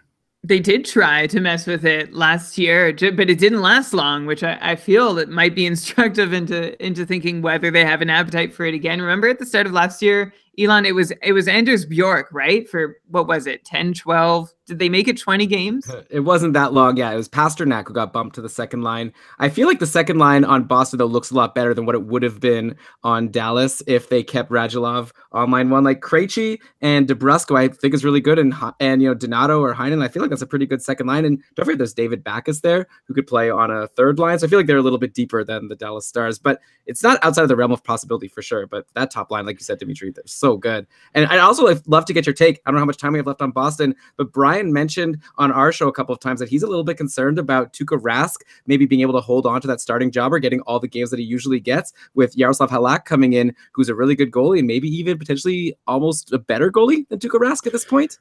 Yeah, well, that's the thing. I mean, I've been worried about Rask's sort of downturn in performance for year over year for a couple of seasons now. And last year, I know his overall numbers to end the year kind of regressed a little bit and didn't necessarily finish as good as they were for stretches last season. But I don't think it's a surprise that he was doing a lot better in kind of like he only played 53 games compared to the 60s or so that he'd been playing in years past. So maybe it bodes well for them, considering they do want to play late into the postseason, to keep toning down Rask's usage and give Halak, even if he doesn't take that starter spot, 30, 35, even up to 40 starts. And it's really tough to evaluate Halak at this point, just because that Islanders team he was playing behind last year was a historically bad defensive team. So I don't think his numbers actually indicate how much he has left in the tank. And we've seen these Bruins backups over the years, whether it's Anton Hudobin or Chad Johnson or who have you, have kind of standalone value as whenever they're playing, you want to have them in your lineup. So I agree. I think Halak provides really intriguing value, especially in deeper leagues. Yeah. I want to start answering with yeah for anyone who just listened to part 1. I've got to come up with, maybe I'll start with I'll go yes. But Halak is good. We talked on part 1 about how unprotected Jonathan Quick was relative to what the LA Kings usually do. Yaroslav Halak and Thomas Greiss were like the least protected goalies, the worst protected goalies in the NHL last year in Long Island. And Halak still managed to put up semi-respectable numbers. And that sort of obscures the fact that he was a pretty good goalie last year. He was just getting shelled unreasonably. So you put him on Boston, a competent team. And I think if he gets enough chances, if Rask plays inconsistently enough or gets injured, I think it could be Halak's net by the end of the year. But I know, Elon, that makes you very uncomfortable because I'm the only one saying it. Okay, let's switch gears here and talk about the Buffalo Sabres. And I want to tee this up for us. We'll get into the forwards and Jack Eichel and his new wingers and all that. But in terms of the blue line, what fascinates me is obviously the two Rasmuses, the two Rasmi, the two Rasmuses. Dahlin's expectations and the hype is understandably and justifiably sky high as the first overall pick and sort of projecting to be this generational franchise changing defenseman. I think, Rasmus Ristolainen, on the other hand, has been a guy who gets knocked time and time again from the analytics community and from people on hockey Twitter in terms of his performance, but he's actually been a really useful fantasy guy just because he's been playing these ridiculous 25, 26 minutes a night. And I wonder if, having Dahlin in there and maybe having some better players around them, maybe they can tone down Ristolainen's exposure and usage. And I'm wondering sort of the give and take between whether, if maybe he'll be more efficient, but maybe his actual volume will come down, and whether that's ultimately a good or bad thing for him from a fantasy perspective. Yeah, I think a lot of people's main concern with Ristolainen for next year was that they were thinking, what if Dahlin comes in and knocks Ristolainen from the top power play? But that's not what's been happening in the preseason. They've either been having both defensemen there or even just maybe Ristolainen there. So if Ristolainen can stay on the top power play, like you say, Buffalo has all these new exciting forwards, Jeff Skinner's in there, like we'll get to them in a little bit. Then yeah, I feel like at least for one more year, Ristolainen can be great. And in fantasy, like I say, he's also great for your hits and blocks. So he's really good all across the board. Brian, what do you think Dahlin's going to be able to do next year?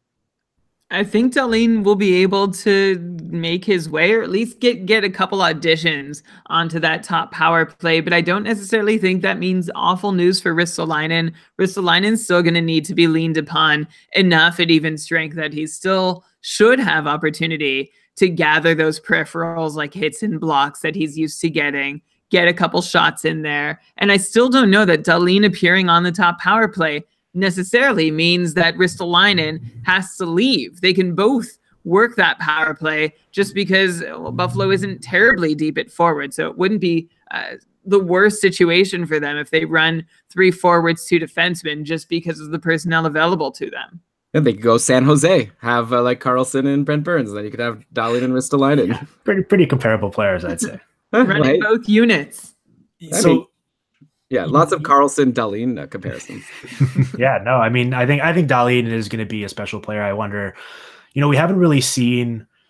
I'm trying to think of. Aaron Ekblad was pretty good in his draft +1 season coming straight into the NHL. But typically speaking, we don't really see defensemen step right into the NHL and be impact players. But obviously, very few guys come along with Dahlin's skill set, and also, like, part of fantasy is talent and ability, and another part is opportunity. And it's clear on this Sabres team that Dahlin might have a great combination of both because they desperately need him to eat up a bunch of minutes. Yeah. Though talking about the forwards, we do need to mention Jeff Skinner, right? Like I feel like he's such an obvious breakout candidate for next season. Brian laughs. I don't know why. You need to mention Jeff Skinner. He's great. So he had a goal and 5 shots on Saturday versus the Leafs, playing with Eichel and Reinhart, which is where we were hoping that Jeff Skinner would land. Obviously, with Connor Sherry injured, it's all the more likely that Skinner gets on that top line. I feel like he's a lock to bounce back from his 49 points last season. He was playing with Derek Ryan and Justin Williams. Now he's going to move up to play with Eichel and Reinhart. That's such an improvement. I feel like Skinner can get right back to his production from a couple years ago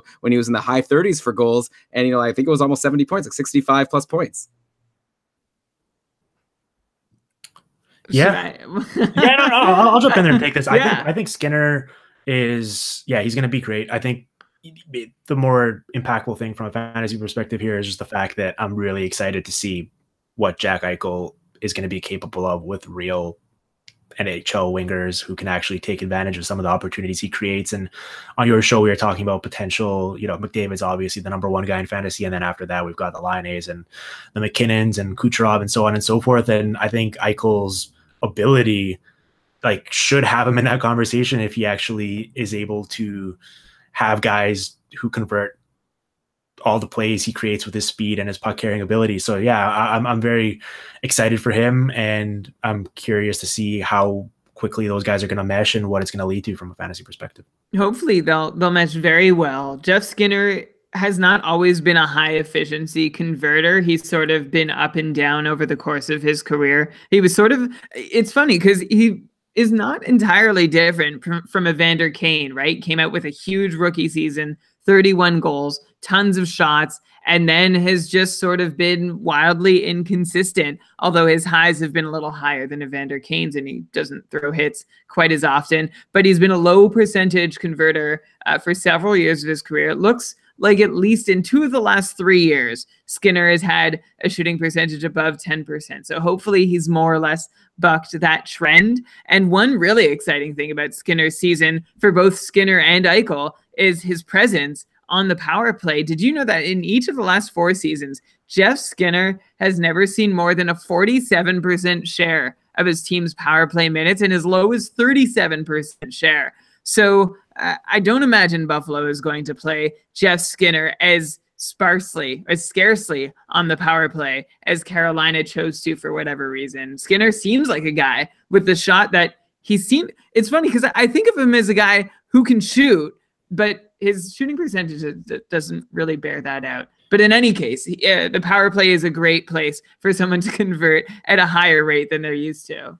Look at you bringing the fancy stats on the PDO cast. I try every so often. Is that okay? Do I have to? I'm excited about it. I'm sure my listeners are as well. I mean, we're going to be talking about like hits and block shots, so we need to counteract that so that people aren't throwing up in their mouths the entire time. I can always follow up with plus minus if need be. No, that's going to be on the R-rated version. All right, Carolina Hurricanes. Yeah, I feel like the thing that I'm excited about with them is they've got all these new young players. Like in the preseason, they've been going with the top line of Aho, Svechnikov, and Valentin Zykov, which is a very intriguing top line. I guess that wouldn't be so great for Toivo Teravainen, who would then, I guess, fall to play with Nekash. Oh, yeah, we were trying to figure this out in our Nichas and maybe Furland on the second line. But like, I feel like Zykov right now could be, and I hope I'm pronouncing his name right. By the way, Dimitri, kudos, or should I say hudos, on your Hudobin pronunciation earlier on. That was really great. We only learned that recently. But yeah, I feel like Zykov could be a really nice sleeper for next year if he's going to be playing with Aho, though apparently it was Aho centering that top line, and Rod Brindamore was quoted as saying he wasn't so impressed with Aho, etc. So maybe he won't be able to stay there. Yeah, we'll see about that. I mean, Zykov got a bit of a cameo. Like he had a good AHL season last year for the Carolina Hurricanes farm team, and he came up at the end of the year and in limited usage had 7 points in 10 games, I believe, and obviously has a ton of talent. So I'm really excited to see what he can do riding shotgun with those guys. And I think obviously like Sebastian Aho is the big play driver there, and it's going to hurt Toivo Teravainen to not be playing with him. But just based on some of the other guys that they have at their disposal, like I think there's enough talent in that top 6 to go around where I don't think he's going to completely fall off the face of the earth either. Hopefully for Teravainen, because I feel like a lot of his production was because he got to play with Aho at even strength. Although to his credit, Teravainen had 25 power play points last year, and there's no reason why he couldn't get there again. He did have 17 even strength goals, though, when his usual shooting percentages would have dictated somewhere closer to 10 goals. So you take him off the top line at even strength, and that could bleed a few more points from his totals. Zykov is the one who I'm like super interested in. Everyone's talking about Svechnikov. Well, everyone's talking about Svechnikov. You can keep your eye on Valentin Zykov. You said that he had that cameo, Dimitri, and he did really well in it. 3 goals, 4 assists for 7 points, 18 shots in 10 games. And you mentioned he was doing well in the AHL. Just to quantify that, 33 goals in 63 games before being called up. So fantastic year all around, both in the AHL and NHL for him. He seems ready. I just wonder if the Hurricanes are going to have some kind of limit on how many rookies they can play on their first line, right? Yeah. Like, do you want Zykov, Nichas, and Svechnikov all on separate lines, or can you combine at least 2 of them somewhere? Yeah, it's funny, like, because Brian, obviously, when you say like you're more interested in Zykov than Svechnikov, you mean in terms of like because everyone's talking about Svechnikov. Like Yeah. in fantasy, I'd rather have Svechnikov, but I feel like you almost have to be a hipster when you're playing fantasy hockey. Like, Svechnikov's the hotness, so in your draft, everyone's going to reach for Svechnikov, and you're saying maybe you wait a bunch of rounds and you get Zykov at a fraction of the price, and maybe he's not a fraction of the value. So it's fun. Yeah. And there's a lot to talk about on Carolina. I don't know how much time we have left because there's the defense situation with Hamilton coming in and Justin Falk is there. And Justin Falk was so bad last year. He only had 31 points. So I see he's still been hanging in on the top power play. They've been going with 2 defensemen as well, at least in the preseason. I feel like that probably won't last. But there's also the goalie situation. So Dimitri, what do you think? Which one should we talk about? Well, we only have 40 seconds here. I do want to quickly talk about the defense because, Falk, you mentioned, is still going to be there and is still going to be eating into it. And he hasn't been as effective on the power play. Like, he was scoring double-digit goals for a while there. In the past 2 years, I believe it's fallen off quite a bit to like only 3 or 4 per season. But with Dougie Hamilton, I mean, he's one of the best defensemen in the league, and he was still putting up crazy numbers, even though his 3 seasons in Calgary, his average ice time was 19:46 a night, 19:41, and 21:32, which is just comically low for a guy of his caliber. And I'm very fascinated to see whether he gets unleashed and actually starts playing closer to that, mid-20s that we typically see top defensemen play in the league. And if he does, if he's going to be able to handle it, which there's no reason to believe he won't, and what that's going to do for his overall production. What do you think the chances are that Falk and Hamilton play on, like, apparently in preseason they're playing together on the top power play? Think that's going to stick? Yeah, I'm not sure. It kind of doesn't seem like a greatest fit because I figure you'd probably want both guys to be more trigger men. So it seems like there's only one puck to go around, and maybe that's not the best way to stylistically deploy them. But it's going to be fascinating to follow. I think ultimately Hamilton, just based on his ability, should be wind up winning out, and will hopefully be playing much more than he was in Calgary. One final thing on Carolina before we do move on. You mentioned the goaltending. I don't necessarily really want to unpack it right now just because it could be its own separate podcast based on what we've seen from Darling and Carolina goalies in general over the years. But obviously, if they're going to take that transition from being this preseason sleeper team to actually finally making the playoffs and realizing their hype, they're going to need more than an 888 save percentage from Scott Darling next year. Well, they brought in Petr Mrazek, so obviously that means they're going to be a lot better. Another hype guy, awesome.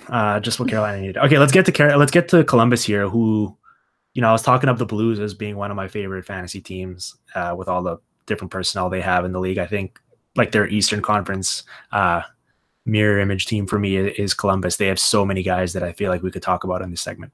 Oh, well, I'd love to talk about Dubois, actually, because like the big storyline on Columbus is, of course, Panarin, and is he going to get traded or what's going to happen because he doesn't seem to want to sign there long term. But let's just assume for this conversation that Panarin's going to stay. And then you've got Dubois, who had a really nice rookie season, 48 points. And actually, he was a lot better at the second half of the year when he got on and became the top power play center, 26 points in 33 games after the All-Star break, which would be good for a 65-point pace. So I feel like you've got a guy here that could be like a really nice breakout candidate next season. Like I said, 48 points last season. I could see him getting up to 60, especially if he's playing the full year with Panarin.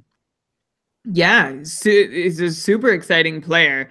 Dubois, here's what we found in our almanac. He was the 18th player. When I get super specific, it's because I'm borrowing something. I don't just happen to know these things off the top of my head. I did the research a month ago. He's the 18th player to score at a 48-point pace or better as a 19-year-old in the salary cap era. So since 2005, 2006, which is worth something, right? His closest comparison, if you look in terms of points and shots on goal, are guys like Matthew Tkachuk and Nico Hischier, which aren't, like, that's not bad company to be in. And he's someone who also, people talked in his rookie season that he was a little small, that he can put on some body mass, some weight. And I don't know. I want to buy into that a little bit, to think that usually I don't get caught up in all the conditioning talk, like someone's coming into camp in the best shape of their life and whatnot. But when you're talking about an 18 or 19-year-old player whose body is still actually growing and developing, it feels worthwhile to consider that this could be something that helps him just another year of physical maturity. Absolutely. Yeah. Especially at this point in his career in year 2. And you look at just how he was used as the season went along, and they clearly were relying upon him and trusting him more and more. And he was, towards the end of the season, had some games where he was eating up a ton of minutes. And the fact that, John Tortorella being his coach, I was actually willing to get that type of responsibility to him, is clearly a testament to how good this guy is and will be moving forward. And that top line, the third piece there, that he's been around a while and he's not necessarily doesn't have the upside that Panarin and Pierre-Luc Dubois have, but Cam Atkinson, I was looking at this because I did own him in my league last year, and he started off real slow. He got that massive contract extension. He was actually like a healthy scratch for a while. He only had 14 points in 33 games before the All-Star break with only one power play point. In the 32 games after, he was a point a game with 9 power play points. So he clearly turned it on, and that kind of coincided with them uniting those three together. And he's always been one of those guys that generates a ton of shots. And if he's going to be playing on that top line, I don't know if he's necessarily going to be a point a game guy, but I feel like he could have a monster bounce back season. Yeah, I totally agree. Like, Atkinson is someone who you might be able to get for really good value in your drafts if people look at their full season pace. I think I made an analogy at some point on our show that he was like the kid from Rookie of the Year. Remember that movie? Like, he got injured and then all of a sudden he was able to pitch like 100-mile-per-hour fastballs. I feel like that must have happened with Atkinson, right? He sucked, then he got injured, and all of a sudden he was a point per game player. Yeah, and you look at his team. I mean, they've got the Josh Andersons, who kind of had his coming out party last year. Boone Jenner, who was awesome after Thomas Vanek came at the trade deadline.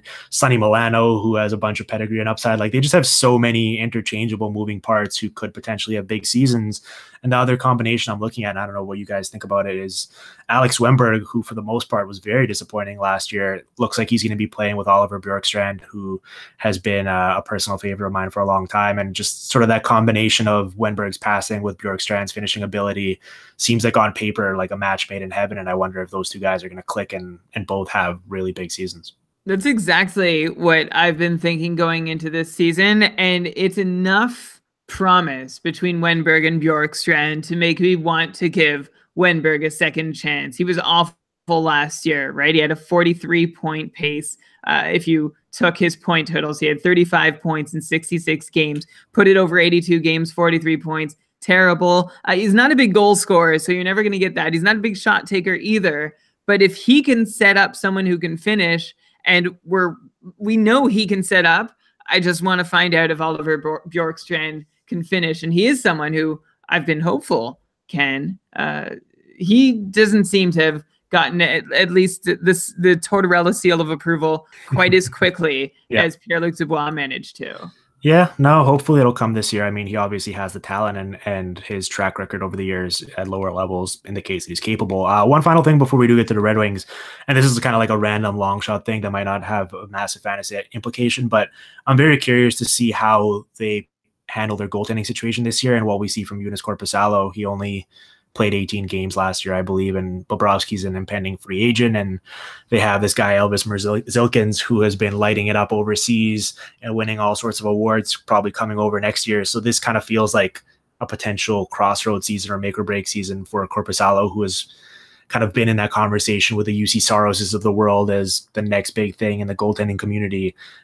It seems like if that's going to come to fruition, this might be the year we finally need to see him realize some of that potential. Yeah, that'll be interesting. We'll talk about another next big thing in the goaltending community when we get to the Philadelphia chapter. Can't believe we made it all the way through Columbus. We didn't talk about former 70-point guy Nick Foligno, and we didn't even talk about Zach Werenski. There's just too many guys. This is it's a really fun team, and I would be perfectly okay with owning a bunch of them. Let's get to the Red Wings, who have less intriguing players. Let's say. A lot fewer guys. Here's my one quick question to tee us up for the Red Wings. Can anyone, now that it sounds like Mike Green's going to be out for a while, and hopefully best wishes to him with his health, hopefully he can come back eventually, can anyone on this blue line step up and have fantasy relevance?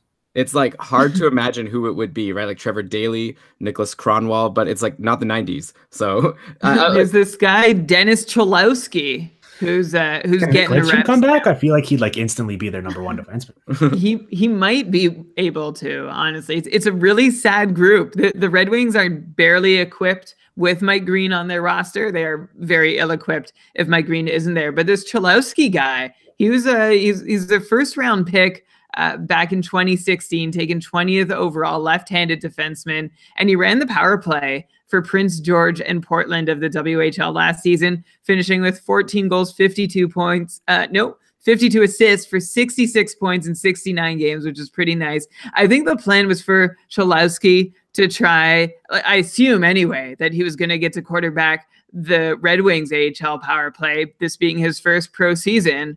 But now I wonder if this is like, okay, well, we might as well, because who else is there? The Red Wings would normally, even with Mike Green around, they're like, okay, yeah, Nicholas Kronwall, you go in. Green, you're on the bench. Don't even bother going out. But now that they've actually, I have faith, because the Red Wings are not seeming to want to audition Justin Abdelkader on the top line this year for the first time in a while. You were advocating for him to be on the defense unit. No. But just an advocator out there. Let's get him as a top pairing. I would not be surprised, but the fact that they're moving away from Abdelkader makes me hope that they're moving away from Kronwall, which means maybe Cholowski, or if not, Trevor Daley. I don't know. Yeah, like it's a long shot name. I'm not sure if he's going to make the Red Wings. He might start the year at the AHL level. Is Philip Hronek, who last year had a huge season in Grand Rapids and seems like he has more offensive upside than a Cholowski. So I'm not sure if it's going to take a while, but maybe at some point mid-season he might be a name that resurfaces. I didn't want to short sell this team too bad up front, because while I think they're going to be really bad next year, there's some interesting names there, obviously, right? With like the Larkins and the Manthas of the world, and Athanasiou is really fun. And obviously Rasmussen and Zadina are going to make their first appearances at this level. So it's going to be curious to watch them, which is weird that the name I want to talk about most from these guys is Tyler Bertuzzi. Well, yeah, he's the one who's been playing on the top line with Larkin and Mantha during the preseason. If that holds, that's a really great spot for Bertuzzi, because I really like Larkin. Like, now that Zetterberg is gone, unfortunately, he's hanging up his skates. Like, I feel like Larkin is going to be the guy, and he probably has room to grow. Like, he had 63 points last year and was only getting 45% of the power play time. So if Larkin, all of a sudden gets on the top power play and maybe becomes a 65, 70 point player, like, and then, someone playing with him like Tyler Bertuzzi could be pretty good. Yeah, he's got that interesting combination of, he's feistiness. So if you're playing in a penalty minutes league, he can help you out. And he's produced at the lower levels. I mean, you look, every year he got better at the AHL level. And I know Ryan Stimson was either writing about this or tweeting about it recently, but he appeared on this list of guys who like most frequently set up prime scoring opportunities on one-timers, which I found fascinating, and it kind of lines up with the fact that he's generally had pretty good assist totals throughout his young career. So yeah, I mean, if he's going to land in that cushy top line spot, he's a guy who you can get late in your draft who could potentially give you really surprisingly good numbers. How cushy is that top line spot in Detroit, though? Really? I mean, you get Dylan Larkin, who looks legit, right? Yep. He's still just 22 years old. He only saw second unit power play time last year. So I think he's primed to have a big season. He brought up his shot rates last season back up to where they were in his rookie season, and they had dipped in between. We were like, which is the real Dylan Larkin? So it's great to play with Dylan Larkin. And there are guys like there's Mantha and Athanasiou, and I guess we're like Nyquist is really down the list now because we're sort of giving up on him, right? I think it's just a matter of opportunity. Like, just maybe he could like fall his way into production just based on the fact that he might be playing a lot of minutes on this team, right? And sometimes in fantasy, that's all that really matters. Let's do Florida. We actually somehow squeezed 4 minutes out of the Red Wings, which is impressive on our part. The Panthers. Where do you guys want to start off with them? I mean, oh my God, like this team, this top 6 is so good. Barkov, Bjugstad, Dadonov, then Trocheck, Hoffman, Huberdeau. That's been the line in the preseason so far, which is no surprise because Bjugstad got on the top line with Barkov and Dadonov last year and was amazing to end the year. I was actually surprised, though, to see the power play lines. We knew someone was going to have to get dropped from that amazing group of players from the top power play with Hoffman coming in. And we were actually discussing a lot over the summer. Is it going to be maybe Dadonov? Is it going to maybe be, Hoffman, who doesn't make on the top power play? But it's actually Jonathan Huberdeau, who's been off the top power play in the preseason. Who knows if that will last? But I mean, man, Huberdeau, by the way, also kind of ended last year on a bit of a down note, only 14 points in his last 23 games after being so great, like over 70-point pace before that. But yeah, after he got dropped from the first line, he was really down for, like I said, those last 23 games. And now if he's also not on the top power play, I wonder if in this amazing, looking team, and obviously if we're talking about the team overall, like Florida's looking great, I'm really excited about them. But fantasy-wise, the one guy who I'm a little bit concerned about is Jonathan Huberdeau. Yeah, no, I mean, obviously, getting bumped down there and not playing with those guys on the power play is a big deal. And I'm curious to see whether they're going to go, I guess they will just kind of out of necessity, but also because it worked well for them. I mean, they were playing very well down the stretch when they were riding those top 2 centers. I mean, how often do you see the number 1 center playing over 22 minutes a night and then the second guy playing 21 and a half? Like, how much they were relying on Barkov and Trocheck is kind of astounding, and both guys are young and in their prime. And there's reason to believe they can hold up to it. But yeah, I mean, obviously that provides great value for those guys. And with Barkov, he's kind of made this ascent finally into that elite tier of guys from a fantasy perspective. And I was just happy last year to see that he could finally hold up for a full season. I believe he played 78 or 79 games, which is the first time he's really done that in his career. So yeah, it seems like it's all systems go for that top six. Yeah, Barkov not made of glass, which is great news for everybody. Going back to Jonathan Huberdeau, like you mentioned, the centermen got played reasonably close in terms of their time on ice. But one of the reasons for that was because Vincent Trocheck still managed to get on the top power play unit. And Elon actually had this Twitter exchange with one of the Panthers beat writers today, Jameson Olive at Jameson Coop or Co-op. I'm going to just guess Coop. Anyway, and Huberdeau was absent from the top power play unit, which is kind of concerning. And the beat writer made this argument that, well, Huberdeau will be the star on power play too. Like he'll just get fed and get to take a lot of shots. But I don't think that's going to be enough. If he does lose his top line spot and his top power play spot, I mean, you're looking at him losing at least 60 or 90 seconds of ice per game. And you're wondering if his deployment might go back to as low as it was back in 2015-16 when Huberdeau played second line minutes and had just 13 power play points. He managed 60 points that year. Of course, he's better now than he was then, but you just have to keep in mind how limited his deployment could potentially be. Of course, this could all be for naught, and he ends up on the top power play unit and on the top line at some point. Also, it's all so sad that this top six is so strong because there's not even an opening for Henrik Borgstrom to try and find his way in there. Yeah, no, we talked about Troy Terry on your guys' show, and now we're going to talk about his college line mate who has insane upside, and it's probably not going to be realized this year just based on it's a bit of a numbers game, and he'll probably need an injury to crack that top six, as you mentioned. But I mean, what this guy is capable of with the puck on his stick is remarkable. There's a reason why his nickname is the Artist, and he eventually is going to be a dominant NHL player. And if you're playing in a dynasty league or something like that and you can stash him, this is a good time to do so, because heading into drafts next year, it might be too late.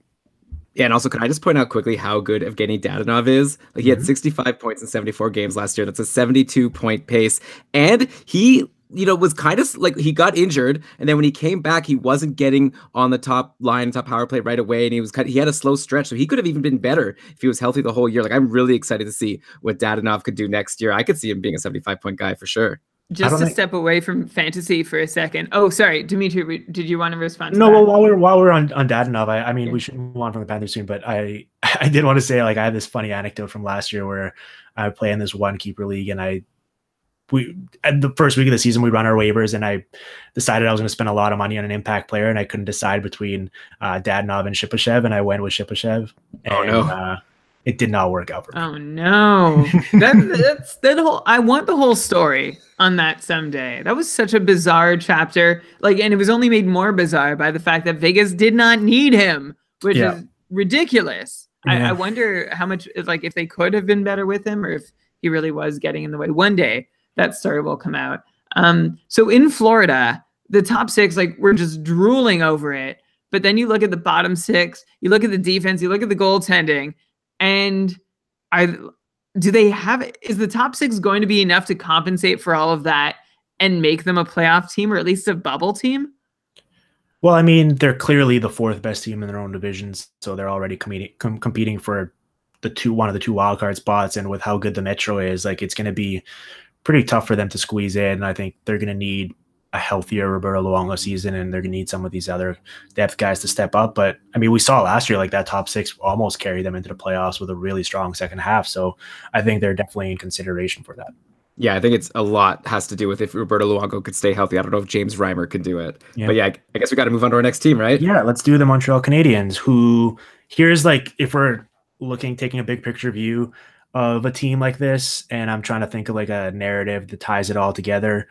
I think looking at this team's shooting percentages and how they've assembled some of these guys, and whether there's actually credence to the fact that there's something funky going on here, or whether last year was just an aberration and they're going to regress this year, is ultimately going to determine how successful this team is, because whether it's Charles Hudon with his 5.6 shooting percentage, or Arturi Lehkonen at 7.3, Max Domi 6% last year, Jonathan Drouin pacing this team with 7.9%. Like, you look at all these guys that they're going to be relying on for heavy offensive minutes this season, and all of them really struggled converting their shots into goals last year. And I don't think it's necessarily, like, if you look at those players and how talented they are, I don't really see why that would necessarily continue heading into this season. So maybe this team could be kind of like filled with a bunch of buy low guys who could exceed expectations this season. Wow, I think you're the first person who's had like optimism about the Montreal Canadiens take in 2018-19. That's really nice of you to say. Well, because also you could say that Carey Price probably should have stopped a few more pucks than he did, so you could get that percentage converted as well. Yeah, I mean, maybe like you lose Pacioretty and you lose Galchenyuk,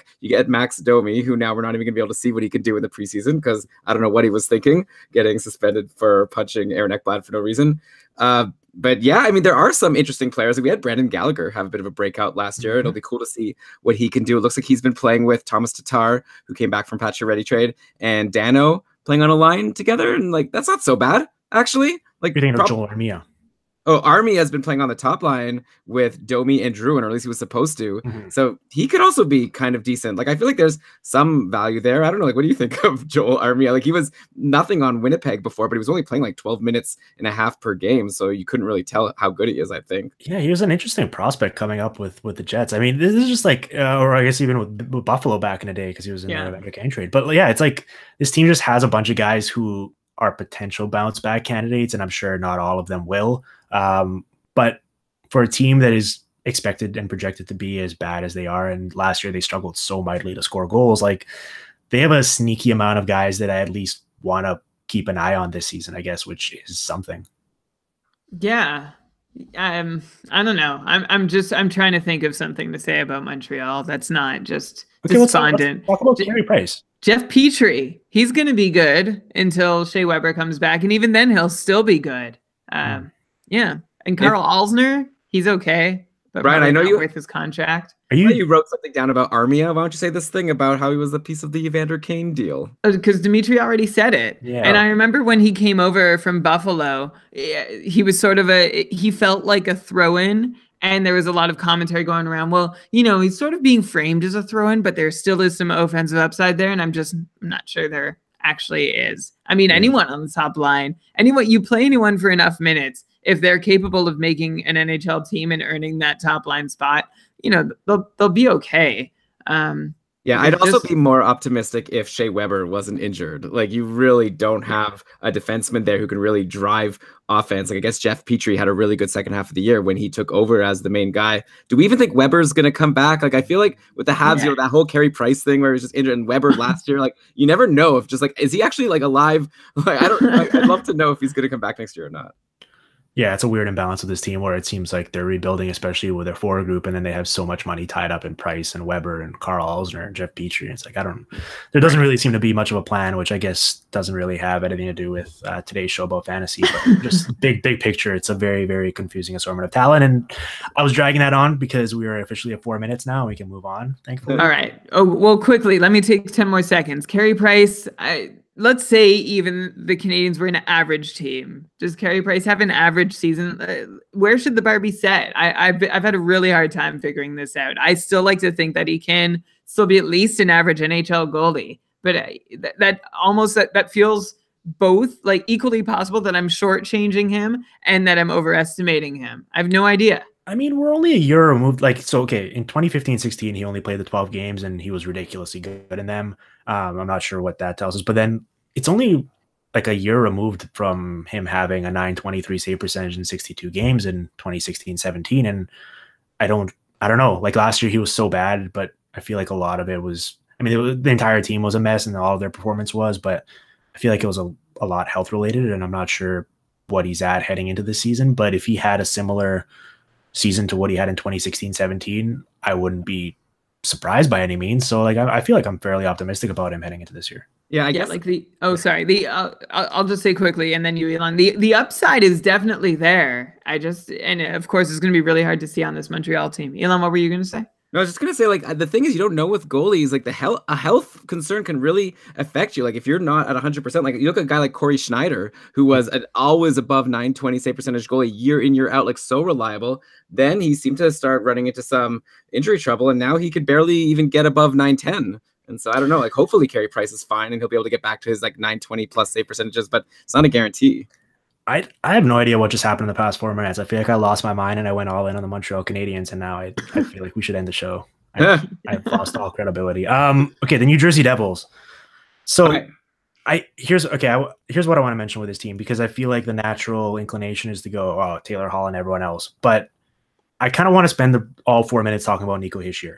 So Hischier, like, he was only 19 last season. He still hit 52 points, centering the top line, and he wasn't even on the top power play, and he got 52 points, which is very impressive. So there's so much upside because he's probably just going to be better because he's older. He's apparently been putting on muscle over the summer, and you got to imagine now Pat Maroon's gone, like Zajak's a year older. Like, there's got to be a spot for Nico Hischier on that top power play. So I feel like he has a ton of upside for next year. I like him, and I also like Kyle Palmieri actually to have an improvement over last year. But let's focus on Hischier. Like, he was drafted first overall for a reason, and I feel like playing with Taylor Hall all year on the top line and top power play, I feel like 60 points is very reasonable, maybe even upside for more.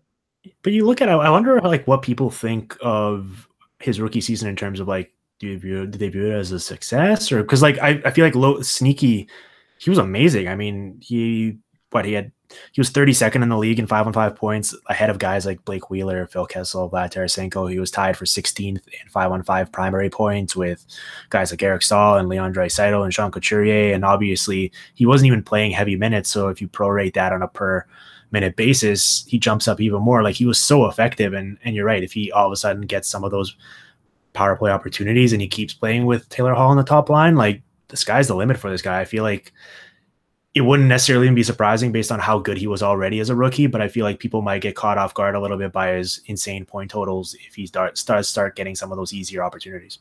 Yeah, because you look at his numbers and you see 52 points, whatever. I mean, that's great, but that's what we expect for the first overall pick. Great, he came into the league, he did what he was supposed to do, but only 6 power play points. And Dimitri, you're just running down all the ways he stood out at even strength.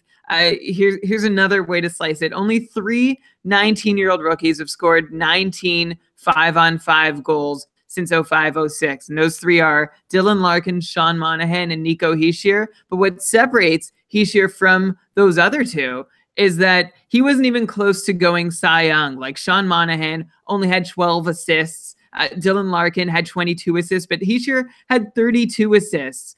So that means that not only was he excellent at putting pucks in the net at even strength, but he was also really great at setting up teammates and helping to create. Of course, it helped him that Taylor Hall was there. But for context, Nico Hischier had the same amount of 5-on-5 points last season as Taylor Hall did. So you throw in some growth, throw in some muscle, and it seems like it's going to be a pretty exciting season for Hischier. I'm all in.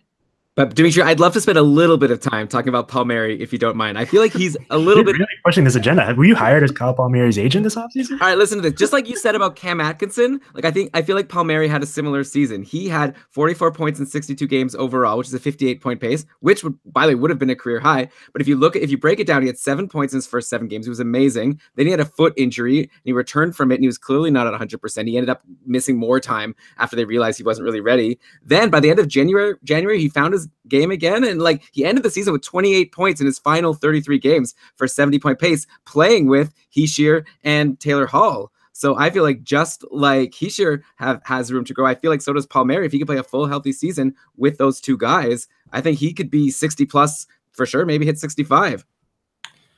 Yeah. No, he could, and I'm sure he's going to be happy you've done your job as his agent. Yeah, the degree to which Elon pushes his own agenda just illustrates how, like, the chasm in our disagreement on a given player. Like, when he's like, I really need to talk about Jonathan Quick with you, Dimitri. Yeah, please, we need to. Same level. All right, guys, we're done with New Jersey here. Let's take a quick break to hear from a sponsor of the Hockey PDOcast, then we're going to pick it up with the New York Islanders and the other things. Cool. SeatGeek. Really great. All right. Let's do the Islanders. We'll start the clock, 4 minutes. I'm ready to go. Let me throw a name at you as the one I'm most excited about, because obviously Matt Barzal is going to get a lot of the headlines. Anthony Beauvillier as a value is the most intriguing player on this team for me.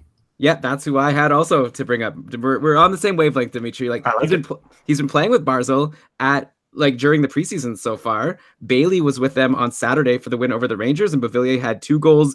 Bailey had a goal and a couple assists. Barzal had a couple assists. I'm talking about one preseason game here. The second line was Lee, Eberle, and Nelson. But I feel like Anthony Beauvillier, he was so good last year once he finally bumped Andrew Ladd from that, I guess, second line at the time to get with Barzal. He had 29 points in 40 games to end last season. That's a 59-point pace. And now if he's going to get top line minutes with Barzal next year, which it seems like that might happen since he's showing us chemistry with him, there's a lot of upside there. And I feel like you could get him very late in fantasy drafts, or maybe even pick him up out of free agency. Yeah, I mean, he had 21 goals in 71 games. And obviously, I was actually looking at this. It was a pretty clean split for him. He had like 440 minutes at 5-on-5 with Barzal and 440 without him pretty much. And, you know, it was a tale of 2 seasons for him, obviously playing with Barzal. His numbers were amazing. And I think if he's going to get a full year with him, those two could run wild. I'm really curious because obviously expectations are through the roof for Barzal this season.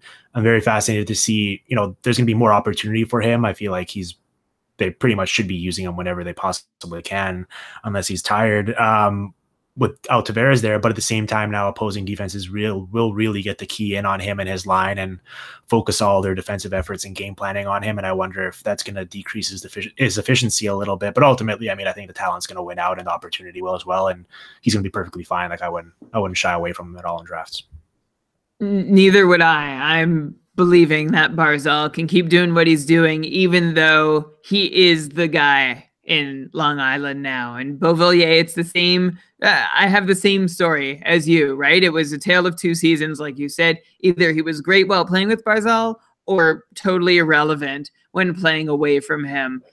He had on his whole season, he had 36 points in 71 games as a 20-year-old sophomore. This is Beauvillier, but there is that downside.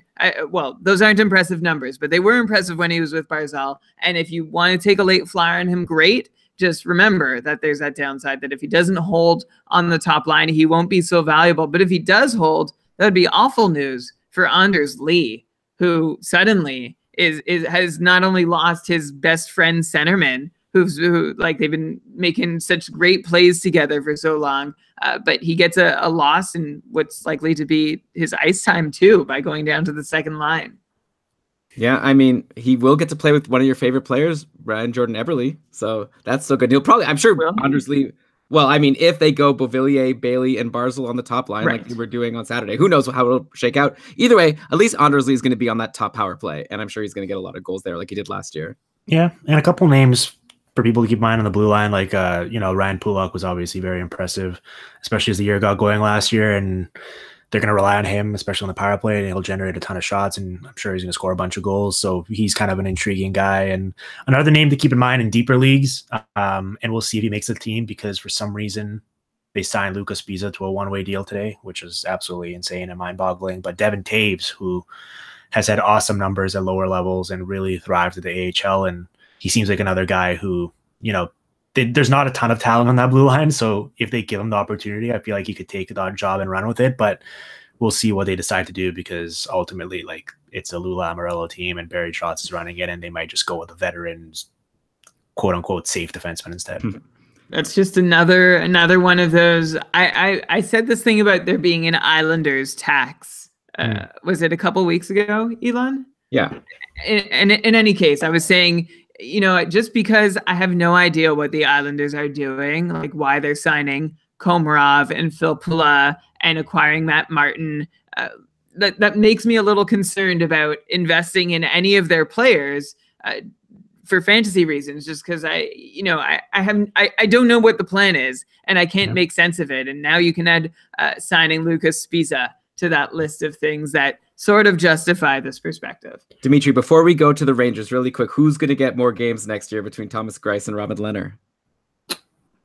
I think Robin Lehner. I think it'll be close. I think it'll be one of those like classic 50-50 1A, 1B splits, but I think I'm going to go with like 48 games for Robin Lehner. I pulled that number randomly out of a hat. I don't know why, but the New York Rangers, you were talking about there for a second about how the Islanders concern you because there seems to be no coherent plan and you don't know how they're going to act this season. At least with this Rangers team, it seems like, they fully embraced the youth movement.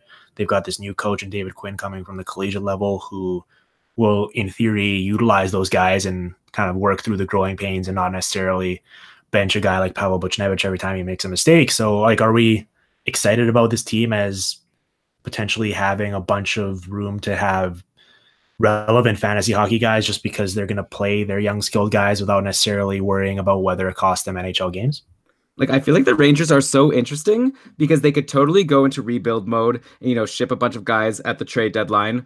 Or, like, there were rumors that they were in the market to sign Artemi Panarin. And if they do that, they could easily just shift the plan and all of a sudden, hold on to whatever Kreider and Zuccarello. And, and they do have Kevin Shattenkirk, who was injured for most of last season. And I think a lot of people have forgotten about him now. He had 2 assists in the game against the Islanders on Saturday. And, like, he's a guy he was a 55-plus point pace guy for a bunch of years in a row on the Blues. He had a great start last season, 18 points in his first 25 games, but then he totally fell off and eventually had that season-ending surgery. But I feel like Kevin Shattenkirk's totally under the radar, but he's like a potential like 50-plus point defenseman even on this Rangers team. And also Mika Zibanejad, I feel like, has room to really break out. So, and like you said, Pavel Buchnevich, if he could actually get consistent time on the top line and top power play, like, I think there is a lot of potential for this Rangers team, or they could just ship a bunch of people away and do a rebuild and be great in a few years. Yeah, and that extends to what it means for Henrik Lundqvist also, right? Is he playing for a team that is at least acting like they have a shot, or is he playing for a team that's resigned itself to, this being year one of a longer term rebuild? And there was a letter to fans, right, saying to be patient. We're working on this. Yeah, there was. Yeah. I think obviously, like, Henrik Lundqvist is an all-time great, and I feel like there's still going to be plenty of nights where he stands on his head and has a 50-save performance that wins the Rangers the game that they have no reason winning. But at the same time, like, I think the days of him being a top fantasy guy are over. I think, like, you guys kind of made fun of me about on your show that it sounded like we were just kind of replaying my takes on Timo Meier from last season, and I feel like I'm doing that with Buchnevich again here. But this has to be the year, right? Like, the talent is there. Ellen Vigneault was misusing him so badly. Every time he made a mistake, it would seem like he'd get benched, and like David Desharnais was playing ahead of him, and it was just a mess last year. And he's been so good with Zibanejad whenever they've played together. And, his passing was Zibanejad's shot. We've seen it on the power play, how lethal it can be. And hopefully those guys are just attached to the hip all season and can make sweet music together. Yeah, that's the oh my gosh. I'm blanking. What did you just say? He said Buchnevich is really great. Yeah, but Buchnevich and Meier, like, the difference here last season, you were like, you were saying the same thing, and so were we, but there was a clear villain in this whole scenario, and that was right. Alain Vigneault, and now he's gone. It's sort of like Spezza in Dallas, that, okay, now that this guy's not coaching anymore and we have someone else making choices, maybe that person is still going to be able to unlock this player's potential. And I'm also going to circle way back to Shattenkirk, who Elon mentioned as being a great value pick. He's someone who you would have had to try and nab as like your first or second best defenseman. But I've seen him going in drafts as like someone's third or fourth defenseman, because people are forgetting just how elite a player he is, especially on the particularly on the power play. And last year he played through like this torn meniscus injury, which, by the way, was nothing compared to what Cody Ceci has played through. So let's take a moment to realize that. But that was probably the driving force behind Shattenkirk having the lowest power play points per 60 rate since his breakout 2012-13 season. So now he's got a healthy body. The team around him is going to be good. And I still think he's an elite power play quarterback. He actually still managed to raise his shots on goal per 60 rates and suffered from his teammates not converting very well on their own chances on the power play. So a lot of things went wrong, even while Shattenkirk was still hurt and disabled to some extent. So this year he's healthy. His team should see some aggression on the power play. I'm really, really optimistic about Shattenkirk. Okay, well, let's do our 2 minutes now on the Ottawa Senators. And you mentioned Cody Ceci persevering throughout his career so far, despite being Cody Ceci, to keep playing NHL games. And the biggest question for me with this team is, I guess, twofold. One, do we view this as a bit of a kind of sneaky land of opportunity, just because even though it's a disastrous tire fire, like, ultimately at the end of the day, someone's going to have to eat up minutes and produce, or is it just a complete stay away? I mean, I feel like there's a couple players on Ottawa who might have a chance to really surprise. Like Brady Tkachuk, they're going to force him down everyone's throats. But like at the end of the day, if he's playing on the top line and top power play with Mark Stone, he can have an impact next year in his rookie season. I'm assuming he's making the team. Also, Thomas Chabot, now that Karlsson's gone, you got to assume he's the guy who's going to take over as the top power play quarterback. He assisted on a Duchesne power play goal on Friday, a rare goal that Ottawa scored in the preseason. They've lost all 4 games they've played so far. So I feel like those are a couple of guys that you think could do something. But like, imagine if they move Duchesne and Mark Stone at the trade deadline because they realize they're not going to sign. Then all of a sudden it's like, how good can this team be? I guess like just pure minutes, you think they could do something, but you need to have someone to play with, like Bobby Ryan. There are people who will be wearing Ottawa Senators uniforms and skating up like and Eugene down the ice. Yeah. Morawiecki. I think the new uniform should be polo shirts for everybody. And the bench should just be one large easy chair. Okay. Ottawa Senators so Cody Ceci, yeah, he's going to have a ton of minutes, which means he's going to have a ton of blocks. So if your league counts those, that's great. He might have a few shots. That's great too. Brady Tkachuk is getting really great billing early on. It seemed as though, and it's hard to tease apart which of it is skill and which of it is PR, because I think the Sens have really decided to go all in on Tkachuk as somebody who can sell hope and tickets through this season and what's going to be a pretty dark year or two for the franchise. So it's hard to know if he's really going to be able to bring it with this high-end deployment that's being hinted at through the preseason. As of 3 months ago, he was maybe going to stay in college, and then he was probably going to go to London of the OHL to play, and now potentially top line winger with the big club. So he's one guy to keep an eye on. Of course, Duchesne and Stone are obvious. People forget about Duchesne and Stone. I think they're going to be good value later in drafts, so long as your league doesn't count plus minus, and it shouldn't. Ryan Dzingel is the other sneaky Senator who you might be able to get your hands on. I'm not sure how Brady Tkachuk's ascent is really going to impact him, but before thinking that Tkachuk had a shot at a place on the top line or top power play, Ryan Dzingel seemed like someone who was going to slot in nicely alongside Duchesne and be able to, he's a decent finisher, so he might be able to notch a goal or two here and there. All right, guys, our 2 minutes are up. And let's move on, because we're approaching the 3-hour mark now of podcasting, and I love you guys, but it's been a long night. But also I feel like these final 5 teams, it's really a bit of a murderer's row, right? Like we've got the Flyers, the Penguins, the Lightning, the Leafs, and the Capitals. Like there's going to be so much fantasy goodness for us to talk about with these teams. So let's start it off with the Philadelphia Flyers. Like there's so much we could talk about with them. Like you've got Konechny online. Well, like Nolan Patrick is probably going to have a breakout. Like, aside from the obvious stars, Claude Giroux, who had probably overachieved last season. But I'd love to spend some time talking about the goaltending situation, because Brian Elliott, he dealt with persistent issues last season related to a core muscle surgery. He's gotten 20 minutes of preseason time so far, like before today, and he sucked. And apparently he played today also, I think, and he sucked there as well. Neuwirth, as usual, is out with a groin injury. Lyon is injured. Stolars is, whatever, Anthony Stolars. So then we have 20-year-old Carter Hart, who's been fantastic so far in the preseason. 2 goals against on 47 shots. He's the goalie of the future, but ever since Neuwirth went down with his injury, I've seen a lot of starter Hart murmurings on Twitter. Could Carter Hart be kind of this year's Hellebuck to Elliott's Steve Mason, taking over early and ending up being a top goalie in the league? Or maybe I'm getting my head ahead of myself, but Philly's a really strong looking team, forwards and defense. They just need a goalie who can stop the puck, and maybe Carter Hart is the guy, even though he's still young.